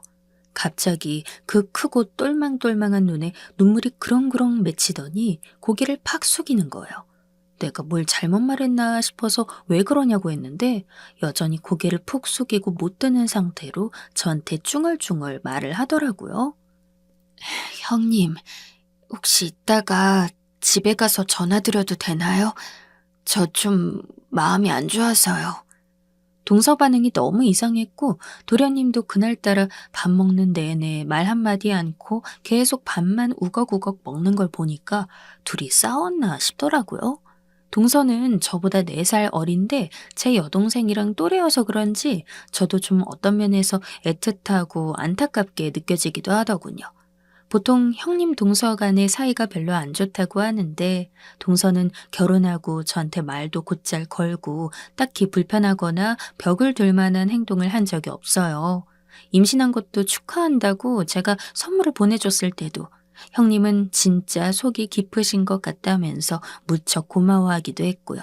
그런데 별도로 왕래를 하는 사이는 아니었기 때문에 이날의 반응이 좀 의외였는데요. 아무튼 그렇게 집으로 돌아간 뒤 남편은 회사 볼 일이 있어서 또 나가고 전 그 사이에 전화를 걸었어요. 그런데 동서가 바로 집으로 들어가지 않고 도련님만 보낸 뒤 본인은 친정에 와 있다더군요. 사실 이 사람이랑 싸워서 오늘만 친정에서 자겠다고 했어요. 아까도 어머니 댁에서 별로 분위기가 안 좋았던 것은 아실 것 같은데요. 형님, 저 너무 마음이 안 좋네요. 어떡할까요? 이런 깊은 얘기를 할 정도로 속내를 쉽게 털어놓는 관계도 아닌데 동서는 제가 아직 준비도 안 되었는데도 이야기들을 쭉쭉 늘어놓더라고요. 듣고 보니 정말 오죽 속상한 얘기가 아니었고 저라도 조금이라도 연줄이 닿아 있는 사람을 붙잡고 하소연하고 싶었을 것 같아요. 형님도 아시겠지만 저희 남편은 정말 알아주는 사랑꾼이었어요. 그런데 저 임신하고 입덧하고 밥도 못하고 우울한 생각이 들어서 남편한테 얘기하면 엄청나게 짜증을 내더라고요. 그때도 속상했는데 이 사람이 어느 순간부터 좀 이상한 거예요. 이때까지는 그럴 수도 있겠구나 싶었지만 뒤이어 나온 말을 듣고 제가 다 놀라서 손이 다 떨릴 정도였어요. 형님, 김유진이라는 여자 아세요? 형님 왠지 아실 것 같은데. 형님이 여기 시집 오신 지 더 오래되셨으니 저희 남편 예전에 만났던 여자 아실 거 아니에요? 그 말에 저는 너무 놀라서 어버버버 대꾸도 못하고 멍청이 있었어요. 그건 바로 앞에서 제가 말했던 도련님의 예전 여자친구 이름이었거든요. 둘이 접점이 있으면 안 되는데 동서가 그 여자 이름을 말하는 것부터가 왠지 좀 쎄하다 싶었어요.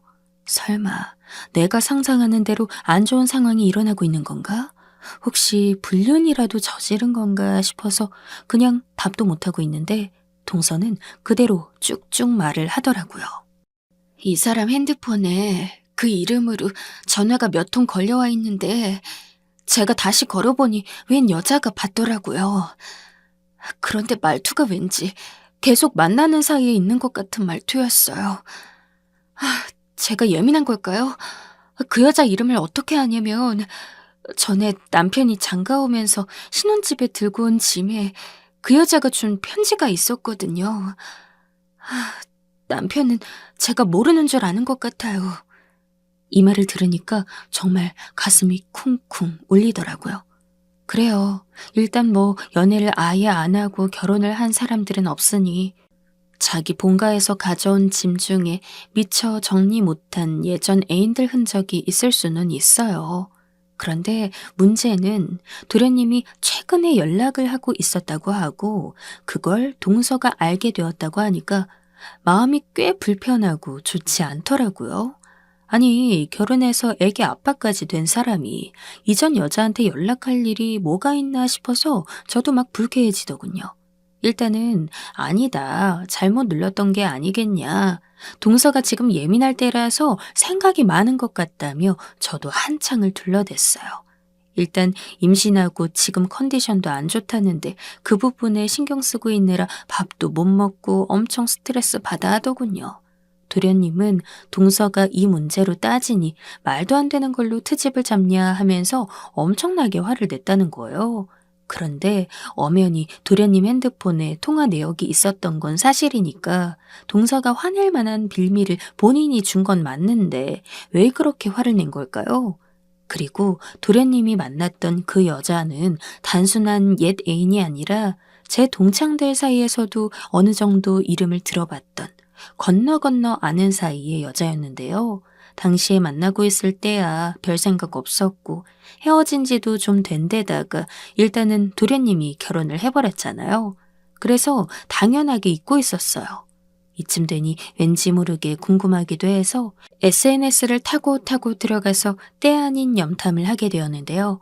아마 동서는 그 여자의 SNS라든지 이런 상황은 전혀 모르는 것 같지만 제가 이날 나름 훔쳐본 결과 진짜 모든 게 다 엉망진창인 것 같다는 생각이 들더라고요. 내일도 아닌데 어찌나 짜증이 나고 무섭게 느껴지던지. 그리고 그다지 정이 쌓이지도 않은 관계의 동서가 안타깝고 불쌍하게 여겨져서 마음이 무거웠어요. 글쎄, 그 김여진이라는 여자. 그러니까 도련님의 이전 여친은 계속 만남을 이어오고 있더라고요. 카페에서 누군가가 찍어준 듯한 사진이나 어딜 놀러 갔을 때 찍은 셀카 안에서 보면 미묘하게 남자랑 있는 것 같은 느낌이 있었어요. 그런데 조수석 사진에서 찍은 사진을 보니까 도련님 차가 맞는 거예요. 제가 남편도 아니고 도련님 차를 한 번에 알아볼 수 있었던 건 저희 남편에 비해서 나름 허영도 부리고 싶어 하고 겉멋이 많이 든 도련님은 결혼 당시에 어머니를 졸라서 외제차를 한 대 샀어요. 무리하게 산 데다가 한때 그걸로 저와 남편을 데려다 준 적도 있어서 차 브랜드 정도야 모를 리가 없었어요. 설마 했는데 일치하는 데다가 그 여자가 써놓은 글도 보니까 아주 가관이더라고요. 역시 우리는 헤어질 인연이 아니었다나 하면서 누가 봐도 헤어진 연인이 재회를 해서 다시 만나고 있는 듯한 글을 써놨어요. 아무리 그래도 그렇지. 집도 좀 산다는 여자애가 그 전에 거절할 때는 언제고 이제 결혼해서 애 아빠가 된 전 남친을 저렇게 만나고 다닌답니까? 여기서 진짜로 욕먹어야 할 것은 저 여자애보다는 우리 도련님이 훨씬 쓰레기라고 생각하지만요. 일단 저는 이 상황을 남편에게 얘기했고 듣자마자 남편도 무척이나 곤란해하고 황당해했어요. 그런 일이 다 있냐? 그놈 자식 제정신이냐면서 말이에요. 그날 저녁에 어머니께서 잠깐 집에 들르라고 하셔서 같이 갔는데 그때 저는 조심스럽게 어머니께 여쭈었어요. 이런저런 상황이 있는데 어머니도 아시냐고. 어머니께서 도련님에게 말 좀 해보시라고 말이에요. 그런데 제 말을 듣자마자 어머니께서 돌연 버럭 화를 내시는 게 아니겠어요? 얘가 망측하게 뭔 소리야. 우리 우석이는 절대 그럴 애 아니야. 네가 잘못 봤겠지. 그리고 그렇다고 해도 옛날 친구 사이일 텐데 네가 뭘 확실히 안다고 떠들어. 행여라도 네 동서 앞에서 말실수하기만 해봐라. 잘 살고 있는 부부를 그렇게 뒤적거려서 쓰겠어? 네 앞가림이나 잘해. 이렇게 저한테 온갖 불호령을 내리시는데 좀 당황스럽더라고요. 남편은 그 옆에서 한마디 거드는데 이건 더 어이가 없었고요. 자기야, 왜 쓸데없는 말을 해가지고 분위기를 이 모양으로 만들어. 우석이는 내가 알아듣게 말할 테니까 자기는 입 다물어. 재수씨 임신했는데 알게 되면 뭐 어쩌려고. 아휴, 부부 일에 끼는 거 아니야. 제발 분수 좀 알고 낄 때 안 낄 때 구분 좀 해. 어? 저는 살다 남편이 저한테 이런 식으로 무시하듯 말한 적이 없었기 때문에 제대로 받아치지도 못하고 그냥 가만히 있다가 두어 대 얻어맞은 양 멍청이 서 있었어요. 이때 들은 말들도 너무 기분이 나빴고 저도 이제 그만 남의 일에 나서고 싶지 않아서 SNS를 차단하려고 들어갔는데 맨 첫 번째 페이지에 뜬 사진을 보고 그만 또다시 홀린 듯 들어가서 보게 되었어요. 글쎄 이 여자애가 도련님이랑 고급 호텔에서 놀며 보낸 사진을 올렸더라고요. 예전에 그렇게 결혼까지 생각하고 사랑했다던 연인이 다시 만나서 소꿉장난을 할 일은 없겠지만 그래도 정말 지능이 없는 건지 어떻게 유부남이랑 호텔 간 사진을 저리 자랑스럽게 올려놓나요? 게다가 도련님이 자고 있는 뒷모습까지 찍어서 올려놓고는 역시 넌 내 거, 사랑은 돌아오는 거야. 이런 유치한 말들을 범벅으로 적어놨더라고요. 아니, 도련님도 도련님이지. 어떻게 부인이 아기를 갖고 모든 게 조심스러워 힘들어하는 와중에 이게 뭔 짓이랍니까? 동서가 그때 시댁 부엌 한켠에서 저에게 얼굴을 가리고 훌쩍이던 모습이 생각나면서 진짜 이건 내가 그냥 넘겨서는 안 되겠다는 생각이 들었어요. 당연히 본인이야 저렇게 자기 사진이 나는 줄도 모르고 있겠지만 일단 빌미를 제공한 자체가 너무 말이 안 되잖아요. 유부남이 그것도 애 아빠가 남들은 애를 갖고 싶어도 안 생겨서 힘들어하는데 어떻게 이제 막 자리를 잡아가는 본인 자식과 부인을 놔두고 저런 짓을 하냐고요. 결국 참지 못하고 저는 그 길로 증거를 캡처했고 동서가 임신 초반이라 힘든 때인 건 알지만 그래도 상황이 너무 최악인지라 말을 하게 되었어요. 만약 내 동생이 저런 일을 겪었다면 당장 신혼집을 쫓아가서 난리치며 다 뒤엎고 동생을 끌고 나올 것 같았거든요. 도련님을 알아왔던 시간이 적지는 않지만 저는 이게 모두를 위해 필요한 일이라고 생각을 했고, 가뜩이나 저렇게 더러운 불륜을 저지르는 주제에 집에선 또 동서를 구박하고 제대로 들어오지도 않는다고 하니 구제할 구멍이 없다고 느껴졌어요.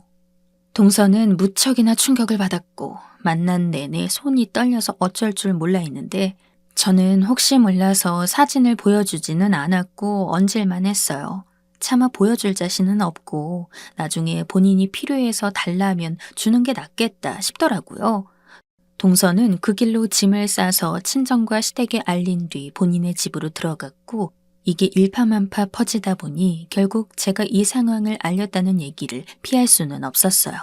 그러자 어머니는 그 길로 쫓아오셔서 문을 열라며 막 발로 차고 배를 떨어져라 눌러대고, 그래서 열어드렸는데요. 글쎄 문을 열자마자 어머니가 제 머리채를 확 잡더니 안 놓고 목이 쉬어라 소리를 지르시더라고요.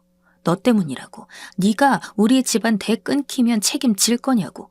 어디서 애도 못 낳는 게 남의 집에 기어 들어와서 뻗대고 있더니 온 집안을 망쳤다고 말이에요.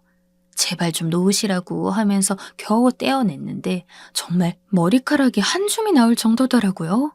기가 막혀서 저도 눈물부터 막 쏟아지는데, 그 뒤로 도련님도 달려와서는 살기 어린 눈으로 저보고 욕을 해대고, 남편도 회사를 조퇴하고 온 건지 저한테 똑같이 난리를 치는 거예요. 자기 미쳤어 진짜?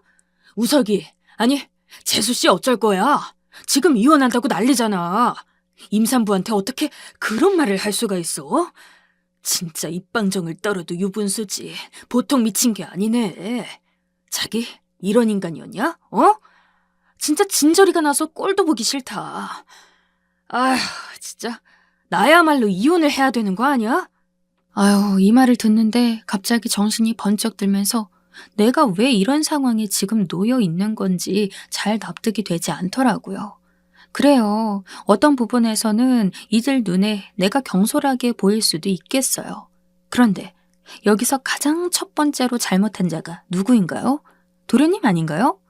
제가 처음에 얘기했을 때도 어머니는 끝까지 부인을 하고 외려 저한테 화만 내셨고, 남편은 달래보겠다고 하더니 아무런 것도 안 했어요. 임신한 재수 씨가 며느리가 그렇게 중요하다면 왜 처음부터 도련님이 헛짓거리를 하고 다니는 것부터 이렇게 저한테 쥐잡듯이 단속을 안 한 걸까요? 지들이 단속 못하고 자식이며 동생이 불륜 저지르고 다니는 건 내버려두면서 그거 하나 눈 감아주지 못했다고 자기 아내이자 큰며느리를 이렇게 욕을 하며 밀쳐대고 하는 게 정상이냐는 거예요. 남편이 이때 저에게 어머니처럼 어떤 폭력을 행사했던 건 아니나 저는 마지막에 했던 그 말이 마음에 걸려서 꽤 충격을 받아 있었어요. 바로 그 말. 나야말로 이혼을 생각해야 되는 거 아닌가? 이 말이에요. 본인 동생 부부를 걱정해서 아내가 했던 말들은 진작에 한 귀로 다 흘려버려 놓고 동생이 대책 없이 쳐버린 사고를 아내가 고발했다며 이혼을 들먹거린 남편. 저도 정남이가 우수수 떨어지며 이날 어머니에게 듣도 보도 못한 취급을 받은 것까지 종합 세트로 밀려와서 견딜 수가 없었어요. 가뜩이나 요 근래 일어나는 상황을 보며 도련님도 인간 같지 않게 느껴지던 차에 정말 한 가정에서 그렇게 유독 모난 돌이 있을 리가 없다는 확신만 저에게 안겨주더군요.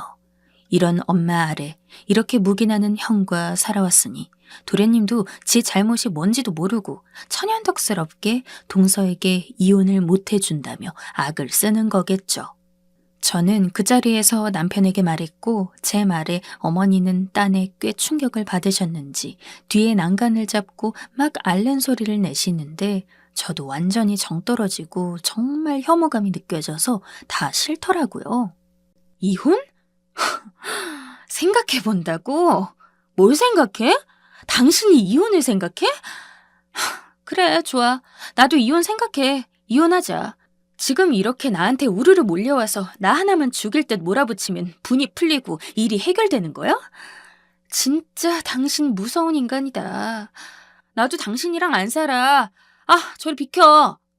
저는 그대로 현관문에 어중뛰게 서 있는 남편을 밀쳐버리고 안방으로 들어갔고 당장 입을 패딩 점퍼와 지갑, 핸드폰과 가방 몇 개들을 들고 걸어 나왔어요. 정말 죽일 듯이 제 온몸을 훑어보는 남편, 그리고 도련님. 바로 당장이라도 손을 내밀어서 또 머리채를 움켜쥘 것 마냥 도끼가 오른 어머니 사이를 비집고 빠져나와 빠르게 걸어 내려갔어요. 어머니가 욕짓거리를 하면서 불러대는 소리가 뒤통수 너머로 들렸지만 저는 돌아보지 않고 계속 앞으로 쭉 나왔고 그 길로 저 역시 친정으로 왔어요. 저희 친정엄마는 이 사실을 듣고 기가 막혀 하시고 일단은 그냥 여기 있으라고 하시더군요. 남편이 그새 전화해서 뭐라고 하길래 저는 한마디 더 했어요. 이제 전화 한 번만 더 하면 차단할 거야. 이혼할 때 필요한 연락만 받을 거니까 문자로 남겨. 저는 이때 남편이 진짜 혐오스러웠던 게 그냥 무뚝뚝하고 좀 무딘 사람이라고만 생각을 했는데 그런 게 아니더라고요. 고지식하고 고집 세고 그저 자기밖에 모르고 본인이 설정해둔 계획 안에 부인이 들어가 있어야 마음이 편한 인간이었어요. 그걸 제가 허물고 문을 박차고 나가버리니까 처음엔 열을 냈다가 이제는 자기도 뒤늦게 당황한 건지 다시 우리 안으로 끌고 들어오려고 애쓰더군요. 지네 엄마와 그 쓰레기 같은 동생이 저한테 막 대접을 해대던 건 아주 까맣게 잊은 마냥 그만하고 들어오라고 아무렇지 않게 말을 하는데 기가 막혔어요. 이후로도 전화가 오지만 오는 족족 끊어버리고 있고 이렇게 갑작스럽게 마주하게 된 이혼 준비에 대해서 저도 머릿속이 엄청 어지럽고 생각이 많아요. 그런데 아무리 생각을 해도 도저히 이전으로 돌아갈 수는 없을 것 같아요. 남편도 정말 몸서리를 칠 정도로 싫고 전화해서 제 이름을 부르는 것조차도 진저리가 날 정도니 그날의 인상이 저에게 너무 강렬하기도 했나 봅니다. 이날 동서에게 연락을 해서 저도 물끄러미 제 생각을 말했고 힘없는 목소리로 받았던 동서는 제 결정을 듣고 저희 엄마보다 더 놀라는 것 같더라고요. 어쩔 수 없이 이런저런 상황을 말했고 나도 너무 실망스럽고 힘들어서 이후로 결혼 생활을 이어갈 의욕이 들지 않는다, 생각이 많아졌다라고 하니 동서도 한참을 고민하더군요. 역시 남일에 이렇다 저렇다 조언을 보태긴 힘들지만 아무튼 각자 자기가 있는 입장에서 최대한 고민하고 내린 선택이니 그건 그것대로 길을 가게 해줘야죠. 어머니는 동시에 며느리 둘을 잃고 아들 둘 다 이혼남에 손주까지 빼앗긴 꼴을 당하려니 무척이나 억울하셨나 봅니다. 동선의 친정엄마나 우리 엄마에게 전화를 해가지고서는 딸 얼른 집에 들여보내라는 말 같지도 않은 소리를 하고 계셨더라고요. 저희 친정엄마는 모든 건 딸이 다 알아서 하게 둘 테니까 불편하게 전화하지 말라고 하셨나 봐요. 동선의 친정이야 뭐 말을 굳이 할 필요가 있냐 싶지만 쫓아가서 다 부숴버리기 전에 연락하지 말라며 험한 꼴 보고 싶냐며 그쪽 사돈이 이를 갈 정도였대요. 그러니 찍소리도 못하고 그냥 조용히 아들들 뒤에서 너들이 얼른 색시 데리고 오라며 조종을 하시는 모양인데 그 팔푼이 같은 아들들 말을 며느리들이 들을 리가 있나요? 솔직히 저 또한 그간 연애했던 시간, 4년간의 결혼 생활이 이렇게 어이없이 끝을 맺어야 한다는 것이 갑갑하지만 그날의 남편과 어머니 반응을 못 잊겠어요. 도련님 같은 인간이 하는 짓을 저렇게 감싸고 도는 모습에 그들도 똑같이 그런 짓을 한 인간이나 다름이 없다는 생각이 들더군요. 4년간 아기가 안 생겨서 힘들어할 때에도 초반에는 제 편을 들어주는 것 같더니 중간에 유산을 했을 때에도 내 편이 안 되어주었던 남편, 그리고 중대한 일마다 빠져나가더니 이번 같은 일에는 더더욱 자기 가족 편에 서서 나를 밀어내고 궁지로 몰던 남편. 제가 너무 상심이 커서 그런지 이 인간과 앞으로를 더 살아가야겠다는 그림을 그리고 싶지가 않아요. 우리끼리는 이러지 말자고 설득의 메시지를 보는 것도 다 짜증나고 싫습니다. 한편으로는 저에게 불행인 건지 다행인 건지 솔직히 헷갈릴 정도예요. 어찌되었건 어머니고 남편이고 싹 다 꼴도 보기 싫은 건 변하지 않으니 저는 제 선택이 맞다고 생각되어지는데요. 다른 분들이 보실 때에는 어찌 보이시나요? 제가 무모한 선택을 한 걸까요? 아니면 지금이라도 늦게 판단을 잘 한 걸까요?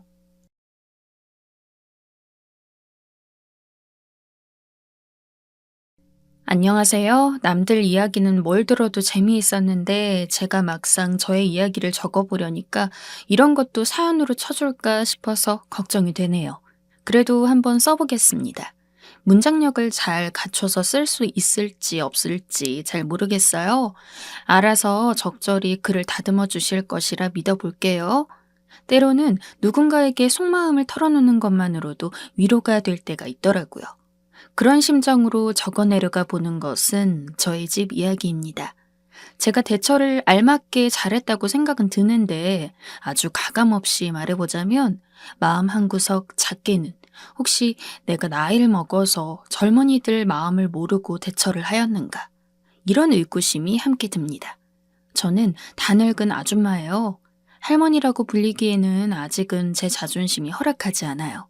제가 등 굽은 데도 없이 사지 멀쩡하고 정신이 또렷하거든요. 그리고 요즘 60대는 할머니도 아니라고 하더만요. 사는 형편이 그럭저럭 괜찮아서 신수헌한 편이고요. 그런데 꼬장꼬장하다는 표현을 듣고 말았더니 짜증이 확 나버려서 제가 나이 든 걸 더 부정하고 싶게 됐네요. 이게 다 작은 며느리로 들일 뻔했던 어떤 맹랑한 아가씨 한 명 때문입니다. 실제로는 친근하게 이름으로 불렀지만 글로 적는 것에서는 생략하고 그냥 아가씨라고 칭할게요. 예비 며느리라고 적기도 못해서요. 어차피 이대로 영영 남남으로 남을 확률이 아주 높습니다. 그럼 이제 지난 몇 달간 저희 집에서 일어난 일을 되도록 가감없이 적어보겠습니다. 들으시는 분들의 연배가 다양하겠지만은 그래도 제 입장이라면 어땠을지 한번 상상해 봐 주시겠어요? 가족 소개부터 해볼게요. 저희는 아들만 둘 있는 집이에요. 큰아들은 이미 먼저 장가를 들었고요. 며느리는 원래 집안끼리 어느 정도 아는 사이였기에 많은 적응이 필요 없었습니다. 저희 큰아들이요, 저를 안 닮고 지 아빠를 닮았어요. 생김새가 닮았다기보단 그 성격이라는 걸 꼭 빼닮았습니다. 혹시 이런 남자들하고 사신 주부님들 계시나 모르겠어요. 말하기 귀찮아하는 남자들이요. 이거는 직접 겪어보지 않으면 절대 모릅니다. 가장 어처구니가 없었던 게 큰아들이 대학 졸업하고 취업 공부를 하고 있었을 때였어요. 제가 안 그러려고 해도 큰아들 눈치를 자연히 살피게 되면서 편의를 많이 봐주게 되었죠. 옆에서 지켜보던 저의 생각에는 그만한 조건이면 그냥 들어가도 될 것 같은데 이놈이 합격을 해도 자꾸 마음을 바꿔가며 욕심을 부르면서 더 좋은 회사, 더 높은 조건에다가 다시 지원하길 반복하더라고요. 그러다 보니까 저희 가족들의 예상보다 점점 취업이 늦어졌습니다. 워낙 명석한 큰아들이지만 상황이 그렇게 흘러가자 저도 걱정이 들었죠. 다름 아니라 애가 스트레스 받아서 힘들어할까 봐요. 오죽하면 제가 마음이 약해져서 큰아들한테 너 그냥 취업하지 말라고 그럴까 싶기도 했습니다. 압박을 안 주려고 최대한 말도 삼갔고요. 그러다가 어느 날은 저녁에 백숙을 푹 끓여다가 국물에 찹쌀 넣고 죽까지 해서 뜨끈하게 한 상을 차려주며 제가 그랬습니다. 이거 먹고 원기 회복해서 취업 장기 전 그까짓 거 어디 열심히 해보라고요. 네 뒤엔 엄마 아빠가 있으니까 절대 걱정하거나 무너지지 말라고 다독여 주었는데요. 아니 그랬더니만 저희 큰아들이 뭐라고 했는 줄 아세요? 이미 취업을 했다는 거예요. 면접 보고 다니는 줄 알았더니만 그게 회사 출퇴근 복장이었지 뭐예요? 대체 왜 말을 안 했냐고 하니까는 일단 다녀보고 어떤지 파악하려고 했다 그러대요. 아이고 억장이야. 저희 큰아들이 이렇습니다. 이건 단편적인 예시이고 더 많은 사례를 들자면 끝이 없어요. 저희 남편도 아주 똑같습니다. 후식을 먹겠다 말겠다 얘기도 똑바로 안 하는 양반이에요. 그냥 말을 하기가 귀찮고 속으로 생각하는 게 편하다네요. 제가 이런 남자들 때문에 환장하고 살았는데 저희 며느리 애가 사부작거리는 게 좀 다정다감한 면모가 있어서 마음에 들었죠. 그런데 며느리도 솔직히 조용한 편입니다. 좋은 말로는 아주 참하기가 그지없네요. 그래서 큰놈이랑 둘이 잘 맞아서 결혼까지 했구나 싶었습니다. 하여간에 제가 이런 얘기들을 하는 게 울 막둥이 둘째를 괜히 편애하는 것이 아니란 이유를 들기 위해서요. 저를 쏙 닮아서 아주 활발합니다. 딸 없는 허전함을 대신 채우려고 태어난 아들이 분명해요. 사교성 좋죠. 성격 유쾌하죠. 인물도 훤하게 잘났어요. 제가 우리 작은 애를 얼마나 끼고 살았는지 모릅니다. 혼을 크게 낸 적도 없었어요. 애를 너무 오냐오냐 키운다고 눈총을 받기도 했었네요. 마냥 예뻐서 그랬던 것만은 아니고 저희 둘째가 어릴 적에 많이 아팠습니다. 지금은 천만다행스럽게도 멀쩡하게 건강하지만 그때는 정말 어린 내 새끼 먼저 떠나보내는 줄 알았네요. 그 심장병력 때문에 현역도 못 갔고요. 그래서 둘째가 저에겐 조금 더 아픈 손가락입니다. 여튼간에 성격 좋고 인물 잘났으니 어디 제 눈에만 예뻐 보였겠어요? 학교 다니면서부터 인기가 많았어요.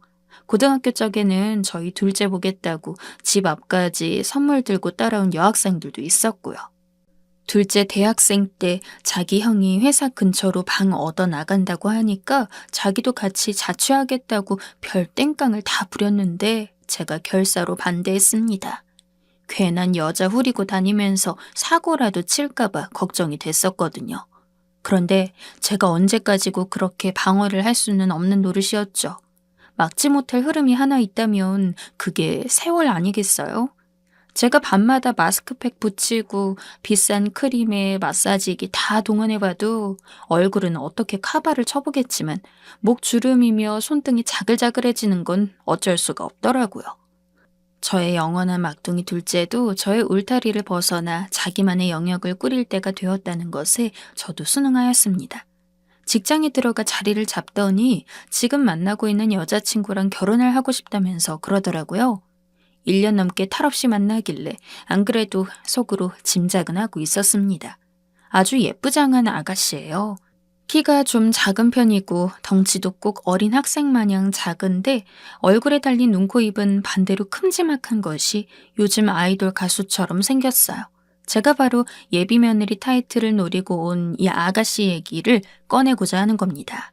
TV 예능이었다면 아가씨가 타이틀 쟁취하러 온 사람, 저는 그거 방어하는 사람쯤 역할이 되겠네요. 제가 맹세코 처음에는 방어할 의도가 아니었습니다. 분명하게 적어보는데 맨 처음에는 제가 오히려 쌍수 들고 환영을 해주었어요. 더 옛날이었으면 모를까. 네가 어디 감히 우리 작은 왕자님을 노려? 이런 생각은 추호도 없었고요. 둘째가 결혼 정년기에 접어들기도 하였거니와 이 아가씨가 아주 외향적인 게 마음에 들었거든요. 발랄하고 에너지가 넘치길래 둘이 결혼하면 제가 둘째네랑 놀러 다니기 딱이겠다 싶었어요. 아니나 다를까 아가씨도 마침 놀러 다니는 거 좋아한다고 그러는 거예요. 저희 남편하고 해외여행은 몇 번 다녀봤지만 이 양반이 썩 반응이 좋지는 않았습니다. 남편이 평소에 뭘 하고 살아왔냐면 바둑 채널, 골프 채널 시청을 그렇게 했습니다. 제가 그럴 바에는 차라리 보기만 하지 말고 직접 다녀보라 그랬어요. 바둑 교실이든 골프 라운딩이든 가면 되잖아요. 아니 그런데 자기가 하는 건 또 싫대요. 언제부턴가 유튜브로다가 뭘 자꾸 한참 보길래 도대체 뭔가 싶어서 제가 슬쩍 훔쳐봤더니 차량 영상이었습니다. 블랙박스에 찍힌 사고 영상 모음집을 아주 애타게 보더라고요. 그거 보고 또 성질이 나서 제발 직접 운전해서 우리 같이 쏘다니자 하니깐 그건 사양하겠다고 합니다. 운전하는 걸 영상으로 보는 게 좋지 직접 몇 시간 운전하고 다니면 기가 빨린다네요. 가족 외출은 그럼 결혼한 첫째네랑 다니면 되지 않겠냐고요? 저희 큰아들이 밖에는 잘 나갑니다. 그런데 멀리 안 나갑니다. 근처 한강에서 드러누워 있어요. 며느리도 스타일이 비슷합니다. 둘이 뭘 하고 다니는지 보니까 카페 크게 지어놓은 곳에 가서 거기서 책 읽고 노트북 하다가 집에 들어오는 길에 밥 사 먹으면 그걸로 주말 하루 끝입니다. 신기한 건 저희 시댁 식구들이 다 그래요. 한 근엄씩 합니다. 시끌벅적한 저희 친정이 멀디먼 거리에 있는 것이 천추의 한이에요. 집안에서 저랑 쿵짝 맞는 건 둘째밖에 없었죠. 어디 간다 그러면 차에서 먹을 간식부터 준비해두고 신나서 그 전날에 미리 입을 옷 골라두는 것도 똑같습니다. 그런데 드디어 이런 쪽으로 손발 맞는 며느리가 생긴다니까 제가 대환영을 하지 않을래도 하지 않을 수가 없었어요. 그저 좋아서 무조건 둘의 결혼 오케바리 했습니다. 다른 건 안 바라니까 서로 상처 주지 말고 예쁘게 잘 살아주기만을 기도했죠. 그리고 이왕이면 둘이 놀러 갈 때 가끔 저도 데려가면 더 좋겠다 생각을 했고요. 저의 첫 마음가짐은 이러했습니다. 첫 단추 잘 꿰고 시작하나 싶었더니 먼저 뒤통수를 날린 건 그쪽이었어요. 예상치도 못하게 갑자기 공격을 막 날리더라고요. 말을 꺼낼 때 처음에 어떻게 했었냐면 자기는 개념 있는 며느리가 되고 싶다고 했습니다. 개념 넘치는 결혼 준비가 되었으면 좋겠다고 하더라고요. 제가 그래서 그 말을 듣고는 오라 잘 됐다 싶어서 그러라고 했습니다. 자기가 개념이 있겠다는데 그럼 거기서 100번 1000번 동의한다고 그러지. 무개념이면 좋겠다고 말을 예비 시어미가 어디 있겠어요? 아니 그런데요. 문제는 제가 생각한 개념과 아가씨가 머릿속에 달고 온 개념이 달라도 너무 달랐다는 겁니다. 미리 정확하게 말씀드릴게요. 어머님께서 그러실 거란 얘기는 절대 아니고요. 제가 종 같은 며느리는 안 하고 싶다는 말씀을 분명히 드리고 싶어서 그래요. 명절마다 힘들게 필요 없는 노동 하지 않을 거고요. 저 김장도 안 하겠습니다. 대신에 제가 할 도리는 알아서 정말 똑부러지게 잘할 거예요. 이 아가씨가 초장부터 저를 음해하려고 들었습니다. 종 안 할 거고 명절에는 놀면서 김장은 패스하겠다는 얘기였는데요. 우선 저희 집안에는 제사 자체가 없습니다. 설날이면 떡만둣국을 끓여 먹는데 만두를 직접 빚는 수고 정도가 필요하고요. 추석에는 고기를 좋은 걸로 사다가 갈비찜을 해 먹습니다. 조미료 최대한 안 넣고 양념을 직접 만들기 때문에 이거만 신경 쓰면 됩니다. 그리고 저희는 김장을 사 먹어요. 돈 있고 인맥 있겠다. 직접 애쓸 필요가 없어서요. 제가 형님이라 부르면서 절친하게 지내는 권사님이 해마다 직접 농사를 지어다가 김치 양념까지 싹 다 해다 주시는데 그거 사 먹고 있습니다. 아마 둘째한테 들어서 저희 집안에 오면 종로를 탈 거 없다는 걸 뻔히 알 텐데 일부러 이러는 건가요? 의중이 파악되지 않았습니다. 왜 저를 부려먹으려는 시어머니로 미리 생각한 건지 이해할 수가 없더라고요. 제 머릿속이 오리무중이 되거나 말거나 다소곳하게 자세는 취해놓고 아가씨가 말을 엄청 오래 하는데 들을수록 찝찝해졌습니다. 이러이러한 이유로 일을 하지 못한다. 저러저러한 이유로 시댁 출입을 삼가겠다. 뭐 듣자 하니 전부 자기 좋은 얘기만 하던데요. 그럼 네가 한다는 도리는 대체 뭐냐고 물어볼까 하다가 쓸데없는 말 얻는 건 나중에 마이너스 날 수도 있겠다 싶어서 일단은 미뤄뒀습니다. 입에 본드 붙인 남자들 보고 살았더니 저도 약간 전염이 되었나 보더라고요. 첫인상 좋게 받아놓고선 그 다음에 입을 열수록 저를 난감하게 만든 이 아가씨의 조건을 적어볼게요. 일반 중소기업 직장 다니고 연봉이 3천만 원입니다. 매년 연봉 협상이 있고 업무가 대단히 힘든 일은 아니라고 합니다. 그런데 애 가지면 퇴사를 고려할 거란 의견을 봐서는 특별한 애사심은 없어 보였어요. 저희 둘째는 중견기업 재직에 연봉이 5천 정도 됩니다. 나이는 둘이 동갑이에요.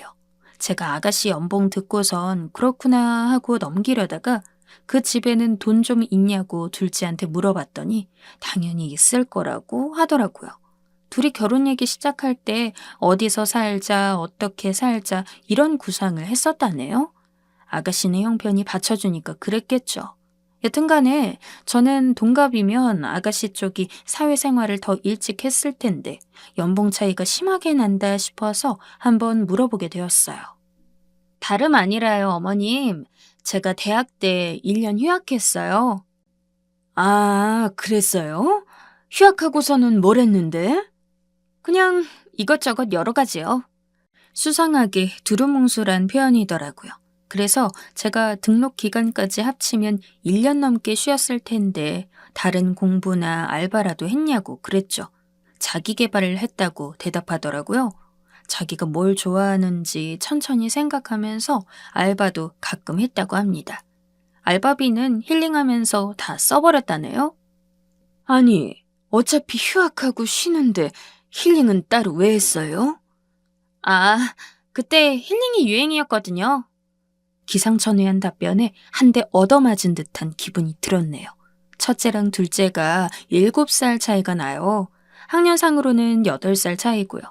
큰 며느리가 첫째보다 1살이 많은데 저는 그래서 이 정도 나이 차이면 엄청난 세대 차이가 나는 것이었나 심각하게 고민에 빠졌습니다.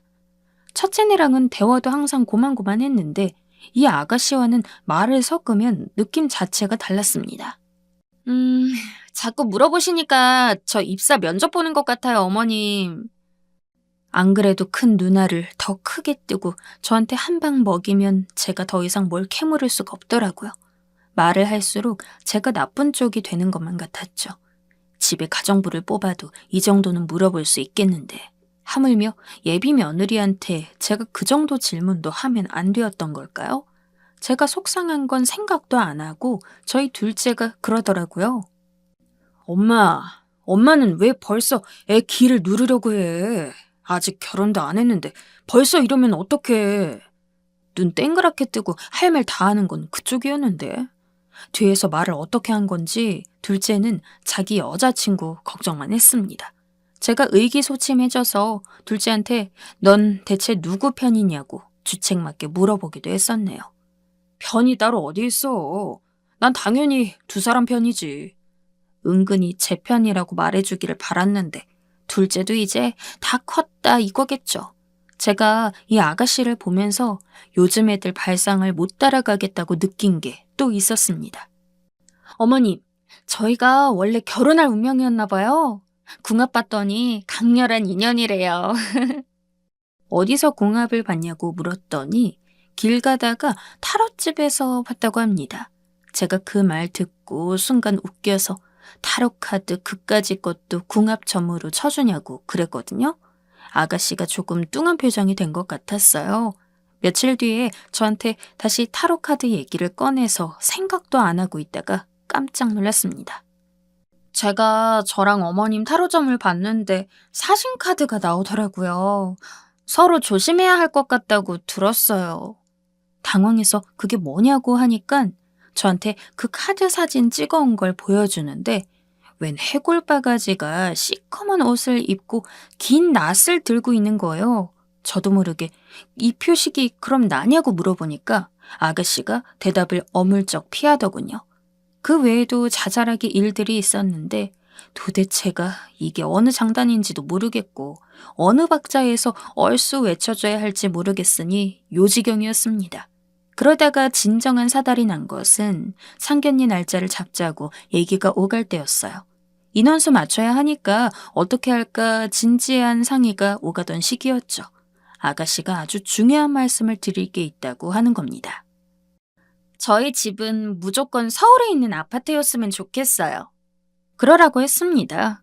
어차피 서울 외곽 경기도 쪽 아니면 서울 밖에는 답이 없는데 당연했죠. 그런데 이 아가씨 그렇다면 저희 쪽에서 서울 아파트를 해오는 걸로 알고 있겠다고 하는 겁니다. 갑자기 그렇게 나오니까 약간은 당황스럽더라고요. 독박이라뇨. 어디서 날로 먹으려고 드는 것인가 싶었습니다. 진짜 웃기는 건 지금부터입니다. 서울 아파트를 저희 쪽에서 해주지 않는다면 파혼을 고려하겠다는 거예요. 얼씨구나. 이게 뭔 날벼락인가 했습니다. 어쨌든 독박이든 합심이든 집을 알아봐야 하는 건 맞으니까 찾아는 봤습니다. 둘의 출퇴근 동선도 생각을 하자면 적절한 곳이 강서구나 은평구 일대일 것 같아서 보고 있었어요. 그랬더니만 이 아가씨가 당연히 마포구가 더 나은 것 아니냐고 자기는 그쪽에 살고 싶다고 하더라고요. 그러면서 저희 둘째를 통해 강남 쪽이면 솔직히 더 좋다는 의사를 전달해 왔습니다. 어이가 실종해 버렸어요. 제가 전화해서 영등포구 쪽 위치도 괜찮고 매물 좋은 거 있다고 슬쩍 떠봤더니 그럼 또 그쪽이면 여의도를 말씀하셔야지 영등포는 왜 찾아보시냐면서 조금 성질을 부리는 겁니다. 어머니, 단도직입적으로 말씀드릴게요. 지금 집값 수준을 봤을 때 저는 20억 정도 되는 아파트면 좋겠어요. 20억짜리도 안 된다면 고사하고 싶네요. 이 아가씨가 기어이 폭탄 발언을 던져버렸습니다. 저희 집을 보면 그 정도는 너끈하게 해줄 수 있는 것처럼 보인다는 정말 안 하느니만 못한 사족을 덧붙이면서 말이죠. 제가 하도 어이가 없어가지고 둘째한테 물어봤습니다. 네가 생각하기에 20억 들여서 집 해가는 거 어떻게 생각하냐고 말이죠. 많이 당황하더라고요. 그럴 바엔 그냥 차라리 우리가 알아서 대출 받고 현재 수준에 맞춰서 사는 게 나아. 고심하던 둘째가 20억 독박은 영 아니라고 생각했는지 신중하게 결론을 내렸습니다.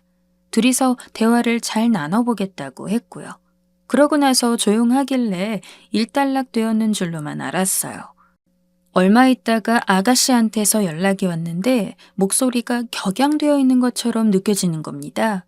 제가 화날 일이 뭐가 있냐면서 넌지시 물었더니 왜 앞에서는 해줄 것처럼 다 말씀하셔놓고 뒤에서는 딴 말씀을 하세요? 저 일부러 당해보라고 이러시는 건가요? 그러시다면 그냥 솔직하게 말씀을 해주시든가요. 단단히 오해한 말을 하더군요. 대관절 제가 언제 20억짜리 집 구해준다고 확실히 말을 했다는 건가요? 정확히 짚어줄까 하다가 관두고 저도 결단을 내렸습니다. 해줄 거라고 했죠. 그러면서 개념 있고 똑소리 나는 며느리 환영이니까 계산 철저하게 해보자고 그랬습니다. 20억 들여서 서울 아파트 해줄 테니까 나머지 혼수는 알아서 다 채워올 수 있냐고 물어봤어요. 약간 반기는 목소리로 알겠다고 하더라고요. 더 바라지도 않으니까 딱 절반 10억이면 되겠네. 반값이면 아주 저렴하지 뭐. 놀랐는지 처음에는 말을 얼버무리더니만 점점 목소리가 커졌습니다. 무슨 10억씩이나 요구하시냐면서 그렇게 들 일이 없는데 강요하시는 건 날강도라고 하더라고요. 제가 그 말 듣고 진짜 웃겨가지고 그럼 20억은 네 집 애 이름이냐고 받아쳐 줬습니다. 우리 둘째 이름은 20억이 아닌데 왜 자꾸 20억을 찾냐고 하니깐 더 대꾸 안 하더니 인사만 하고 끊더라고요. 돈이 단순 비교로 봐도 2배이고 집값이 오른다고 가정하면 더 심한 차이 아닌가요? 거의 몸만 오겠다는 날강도 같은 심보로 느껴져서 아가씨가 괘씸하기까지 했습니다. 제가 공짜로 받으려는 심보를 워낙 싫어해요. 저 친한 권사님이 경기도에서 직접 농사를 하시는데 어쩌다 봉사활동을 하면서 친해진 사람이 있다고 그랬거든요. 저랑도 그 사람은 안면을 튼 바 있었고요. 그런데 그 인간이 권사님한테 맨날 뭐를 공짜로 받아간 거예요. 굳이 말하기도 못해서 권사님은 그냥 매번 내줬다 하더라고요. 이 집이 농사판 늘리다가 진 빚이 있어서 사정이 좋지는 않기 때문에 저는 파 한쪽이라도 그냥 받아오지 않습니다. 그런데 그 인간이 글쎄 공짜로 누린 것도 모자라서 자기가 무김치 좋아한다고 밭에 무 좀 심으라고 했었다네요. 그뿐만 아니라 그 무로다가 김치를 해달라고 하길래 권사님은 당연히 김치값을 받을 줄로만 알고 정성껏 버무려 준 겁니다. 싹 해다가 통에 담아서 찾아가라고 전화했더니 그 인간이 너무나 감사해서 어쩌지? 보답으로 빵을 사다 줄까? 떡을 사다 줄까? 이런 개소리를 짓거렸다는 거예요. 제가 이 얘기를 듣고 기가 막히고 코가 막혔습니다. 애들 소꿉장난도 아니고 농사 지어다가 갖은 재료 다 때려놓고 김치 완성해 줬더니 빵이며 떡을 어떻게 운운할 수 있나요? 저한테 그동안 터놓지도 못하고 끙끙 앓았던 권사님이 안 됐기도 하고 해도 그런 철면피가 있다는 것에 놀랐네요. 사람 인연 함부로 끊으면 주변에 남는 이가 없게 된다지만 누가 손해보는 관계를 이어가고 싶겠어요? 그 인간이 설마 나이 들어서까지 물정 모르고 설치는 인물이었다는 것에 경악했을 따름입니다. 그런데 더 놀라운 경우를, 그것도 며느리감으로 제가 맞닥뜨리게 된 겁니다. 결혼이 사랑해서 이뤄진다고 해도 돈이 빠질 수가 없는 것인데 어디서 날로 먹으려고 드나요? 세상 천지에 이렇게 영악한 사람이 있고 그 사람이 다름 아닌 내 며느리로 들어오려고 하는구나 생각하니까 견딜 수가 없었습니다. 둘째 안 쳐다가 당장 결혼 물으라고 했습니다. 그 아가씨는 저희 둘째한테 저에게 미움받아 슬프다며 자기가 대체 뭘 그렇게 잘못했냐고 말하며 서럽게도 울었다네요. 그 얘기 듣고 저는 오히려 더 열이 받았습니다. 그래서 뭐? 어? 그래서 넌 거기다 대고 걔 편을 들어줬다는 거야? 엄마는 자꾸 왜 편을 나누려고 그래? 아니야, 절대 아니고 나도 지금 결혼에 회의감 들고 있었어. 둘째가 말하기를 사귈 때는 다 좋았는데 결혼 얘기 오가면서부터 머리가 아팠고 이제는 지쳤다더군요. 제가 그 아가씨는 아닌 것 같다고 딱 잘라 말했습니다. 말은 따로 안 얹어도 돌아가는 상황은 다 보고 있었던 남편도 반대 의사를 표현했고요. 둘째가 알아서 정리 잘 하겠다고 해서 결국은 그렇게 매듭이 지어지게 됐습니다. 막상 이렇게 되니까 은근히 제가 너무 고지식하게 굴었나 싶기도 하네요. 그 아가씨 왈, 제가 너무 계산적이어서 꼬장꼬장하댔거든요. 시집살이라도 드세게 당할까봐 아가씨 딴엔 미리 선수 친 것뿐이었는데 제가 과민 반응으로 모든 걸 끊어내버렸나 해서 기분이 썩 좋지가 않습니다. 대뜸 20억 아파트 타령했던 게 진심이었던 것 같아서 이것만큼은 용납할 수 없지만요. 귀하디 귀한 우리 작둥이 둘째를 그 정도 수준의 여자랑은 짝 지어주기가 싫은 것도 솔직한 속내이기는 합니다. 여러분이 제 입장이었어도 똑같이 그 아가씨를 쳐내셨을 것 같나요? 얼굴은 정말 예쁘고 밝은데 참 생각이 복잡하네요. 자식 농사는 끝에 끝까지 힘든 건가 봐요. 첫째 내가 아이 들어서는 거랑 둘째가 다시 좋은 인연을 만나는 것. 이 두 가지만 이뤄진다면 정말 더 이상 바랄 것이 없을 것 같아요.